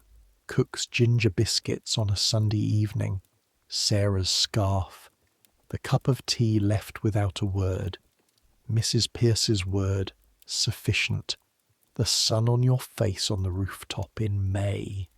These are what you actually have, the real economy of a life in service, not the wages, though the wages matter, and you're glad of the increase, not the position, though the position matters in the practical sense of what you're asked to do and who asks it. The real economy is smaller and more durable than either of those. It's what you can hold at 4:30 in the morning when the city is dark and the stairs are steep and the grates are waiting. There is one more thing the house has taught you that you haven't put into words yet, though you've been aware of it for months. It's about what you are made of, the material of you, not in the sentimental sense, in the plain, physical sense. You're made of your work in the way that tools are made of use, not weakened by it, but shaped by it. Your edges defined by what you've done with them. Your hands are not the hands you had in Shropshire. They're rougher and redder, and the knuckles are larger than they used to be, and the skin cracks in winter in a way it didn't before. They're also stronger. They can wring out a mop that would have defeated your November self, grip a coal scuttle for a full flight of stairs without shaking, feel the quality of a piece of linen by touch alone, and know whether it needs replacing or just careful laundering. Your back is different. Your knees are different. Your feet, which in Shropshire wore boots but not the kind of boots worn on marble floors for 16 hours a day, are different. You are physically remade by this place. Victorian housekeeping manuals, and there are many of them, Mrs. Pearce has a shelf of them in her sitting room, describe the ideal housemaid as though she is a mechanism, efficient, reliable, self-maintaining. The manuals discuss the proper method for every task in careful detail, but say very little about the bodies doing the tasks, except in the way that one might discuss the upkeep of machinery. Rest is recommended not for its own sakes, but because a tired servant makes errors. Proper food is recommended not because the servant has a body that deserves nourishment, but because an underfed servant cannot work properly. You are not a mechanism. You know this because mechanisms don't lie awake listening to the gap in a window frame, or feel the specific texture of cook's kindness in a cup of tea delivered without words, or understand gradually what the word sufficient means coming from the mouth of a woman who has used it maybe a dozen times in 30 years of running houses. But you've learned to work like one, to be reliable and efficient and self-regulating in your function, in a way that is, honestly, one of the stranger achievements of your life so far. The achievement of making yourself into something the house can depend on. Of being the kind of person who, when the 5 o'clock bell rings, gets up. Every time. Always. This is something that nobody can give you and nobody can take away. You could leave Ashworth House tomorrow, pack your small chest, take your wages, walk out the servants' entrance and take the omnibus somewhere and never come back. And what you'd take with you would not be the position, or the wages, or the reference from Mrs. Pearce, though all of those matter. What you'd take is this: the knowledge that you are the kind of person who gets up when the bell rings. That's portable. That goes with you everywhere. In the census of 1881, which was conducted in April of that year, 6 months before you arrived in London, there were recorded in England and Wales approximately 1.2 million female domestic servants. 1.2 million. That number is difficult to hold. You are one of them. So is Sarah. So is Agnes and Nell and Cora. So is Mrs. Pearce in her way, who's been one of them since 1847 when she entered service at the age of 12 in a house in Hampshire. So was her mother probably, or her grandmother. So was the woman who slept in this attic room before you, whoever she was, whose name you don't know and will never know because names in service are the first thing the system abstracts away. 1.2 million. Mostly women, mostly young, the majority of them between 15 and 25 at their strongest and fastest and most willing to work the hours and accept the conditions. Mostly from somewhere else, from the countryside and the smaller towns, drawn to the cities by the only reliable form of employment available to them. Mostly invisible in the way that all domestic labour is invisible, not because it doesn't happen, but because it happens before anyone who might notice it is present to do so. These are the people who kept Victorian England running. Not the industrialists like Sir Edward, not the politicians in the Parliament buildings you can see from the embankment, not the merchants and the traders and the professionals. Those people made money and made law and made policy. These people made it possible to live in a house, to eat a meal, to walk on a clean floor in a warm room, to have your life taken care of so completely that you barely had to think about it. The invisibility wasn't incidental. The invisibility was the point. A household that functioned perfectly was one where the family never had to be aware of what made it function, never had to think about the coal or the ash or the 9 fires that needed to be laid before they came downstairs, never had to register the existence of the person who laid them. The ideal was that the house simply maintained itself by some mechanism that was beneath the notice of the people who lived in it. The mechanism was you. The mechanism was 1,200,000 of you. And most of you slept in rooms like this, under roofs like this, in beds shared 2 to a mattress, 6 to a room, in the coldest part of the house, with windows that didn't close properly and the nearest heat 4 floors below. This is not a complaint, it's just true. You know this house from the inside in a way that Lady Ashworth does not and will never. You know which floorboard is softest on the 3rd step from the top of the servants' stair. You know the exact weight of a fully loaded linen hamper and the angle at which it becomes difficult to carry safely on a narrow staircase. You know the smell of the coal cellar at the bottom of the service entrance and the smell of the linen cupboard on the 2nd floor and every gradation of smell in between. The whole olfactory map of a house that is too large and too complex for any single person to know completely. Except you know it. You know it because you've been required to know it, in a way that the family has never been required to know anything about their house, except how to live comfortably within it. Their knowledge runs outward. The city, the world, the business interests and the social connections and the complicated geography of people who matter. Yours runs inward, into the house itself, into the materials and structures and daily operations of it. Both forms of knowledge are real. Only one of them gets written down in books and talked about in drawing rooms and recorded in the histories that get printed and preserved. But here, in the attic, at 11 o'clock on a November night in 1882, with London outside the window and 6 girls breathing in the dark, the other form of knowledge is what matters. The form that lives in hands and knees and back. The form that gets up at 5 o'clock. The city outside, still going, still making its low, constant noise. You breathe in, you breathe out. You're warm enough, you're safe enough. You have done what was asked of you today, and you will do it again tomorrow and the day after and the day after that.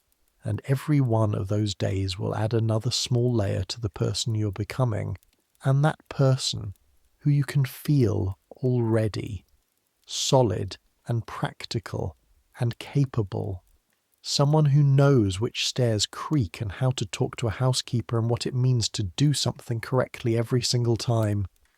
That person is worth the cold. Not because the cold is good. It isn't good.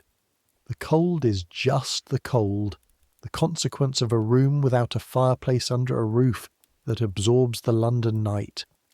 But because of what the cold makes you do, gets you dressed in 3 minutes and 15 seconds in the dark, gets you down the stairs before the bell has finished ringing, gets you to the grates with your hands already working while the rest of you is still half asleep. The cold made you faster. The weight made you stronger. The repetition made you certain. And the certainty, this is the thing you didn't know you were working toward. The certainty is its own warmth. Not a warmth of temperature, a warmth of self, of knowing what you are and what you're capable of, and having that knowledge confirmed every morning by the simple fact of getting up and doing it again. You are capable of this. You're capable of this every day. That's enough. That's more than enough. The church bell somewhere. Very distant now. The city doing its breathing. 6 girls in the dark. Sarah beside you.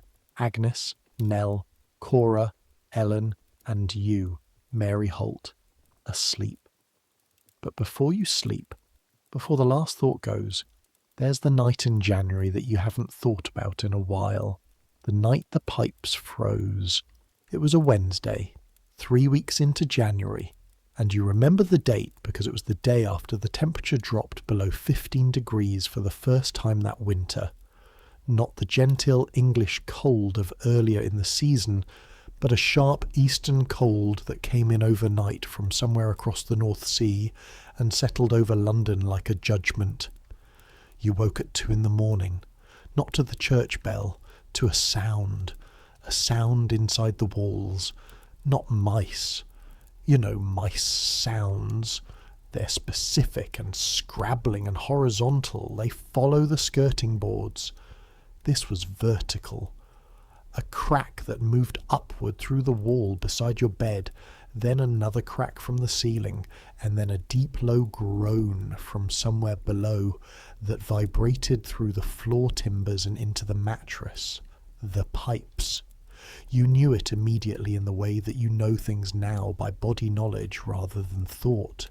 The pipes inside the walls, which carry water from the roof cistern down through the house for the family's use, were freezing. Pipe water that is freezing expands. Pipes that contain freezing water develop cracks. Cracks in pipes inside walls become, when the ice melts, leaks inside walls, which become damp inside walls, which become the kind of structural problem that takes months and significant expense to properly repair. Mr. Finch had explained this to you once, not to you specifically, but in a general explanation he gave one autumn about the winter checks, the kind of information that was directed at whoever was listening and that you happened to be listening to. The pipes freeze from the top of the house down, the attic level first, then the floors below. You sat up in bed in the dark at 2 a.m. and listened to the walls groan. 2 options. First option, go back to sleep. This was not your responsibility. You are a housemaid. The pipes are Mr. Finch's responsibility in the sense that the structural maintenance of the house falls under the butler's general oversight, and if the pipes freeze, it will be his problem to report and manage. Second option, wake someone. The problem with the second option was that waking someone at 2 a.m. for a problem that might not materialize into actual damage was the kind of initiative that could go badly wrong depending on how the waking was received. You sat with this for about 30 seconds. The walls groaned again. You got up, down the stairs, carefully by memory. Through the 4th floor corridor to Mr. Finch's room. You knocked twice. The specific twice knock that says this is necessary and I know what I'm doing, as opposed to the hesitant tap that says I'm not sure this is appropriate. A pause. Who's there? Mary, sir. The pipes. Another pause, then movement. Then the door opened and Mr. Finch was standing in his dressing gown with a candle, and his expression was the expression of someone who had been preparing for this possibility. Attic level, you said. He looked at you for a moment. You heard it, the cracking in the north wall and the groan from the cistern level. He was already moving past you toward the main staircase. What followed was 2 hours of activity. Mr. Finch and Thomas the footman working through the upper floors, opening inspection panels and checking the pipe runs, running small amounts of warm water through the system to keep the flow moving, checking for any actual cracking that would indicate a pipe had already given way. You made tea 3 times over the 2 hours, a pot of tea for the 2 of them, because it was 2 a.m. in January, and they were working in cold corridors in their nightclothes, and tea was what you could do that was useful. No pipes burst. The freezing slowed when they got the water moving through the system, and by 4 a.m, an hour before the bell, everything had stabilized. Mr. Finch came to the kitchen where you were cleaning up the tea things. He didn't say thank you. He wasn't that kind of man. He said, "You heard it before I would have." This was true. He had the better room, further from the north wall, better insulated by virtue of being on the 4th floor rather than the attic. By the time the sound reached him, it might have been too late. "Yes, sir," you said. He looked at you with the same look Mrs. Pierce had given you when she said sufficient. The look of someone recalibrating. "Go get an hour before the bell," he said. You went. You lay in bed for 53 minutes and listened to the city and thought about the pipes and about what it meant to know a house well enough to hear it in trouble. That's what she was telling you, Mrs. Pierce, when she said you'd stop noticing how much you know.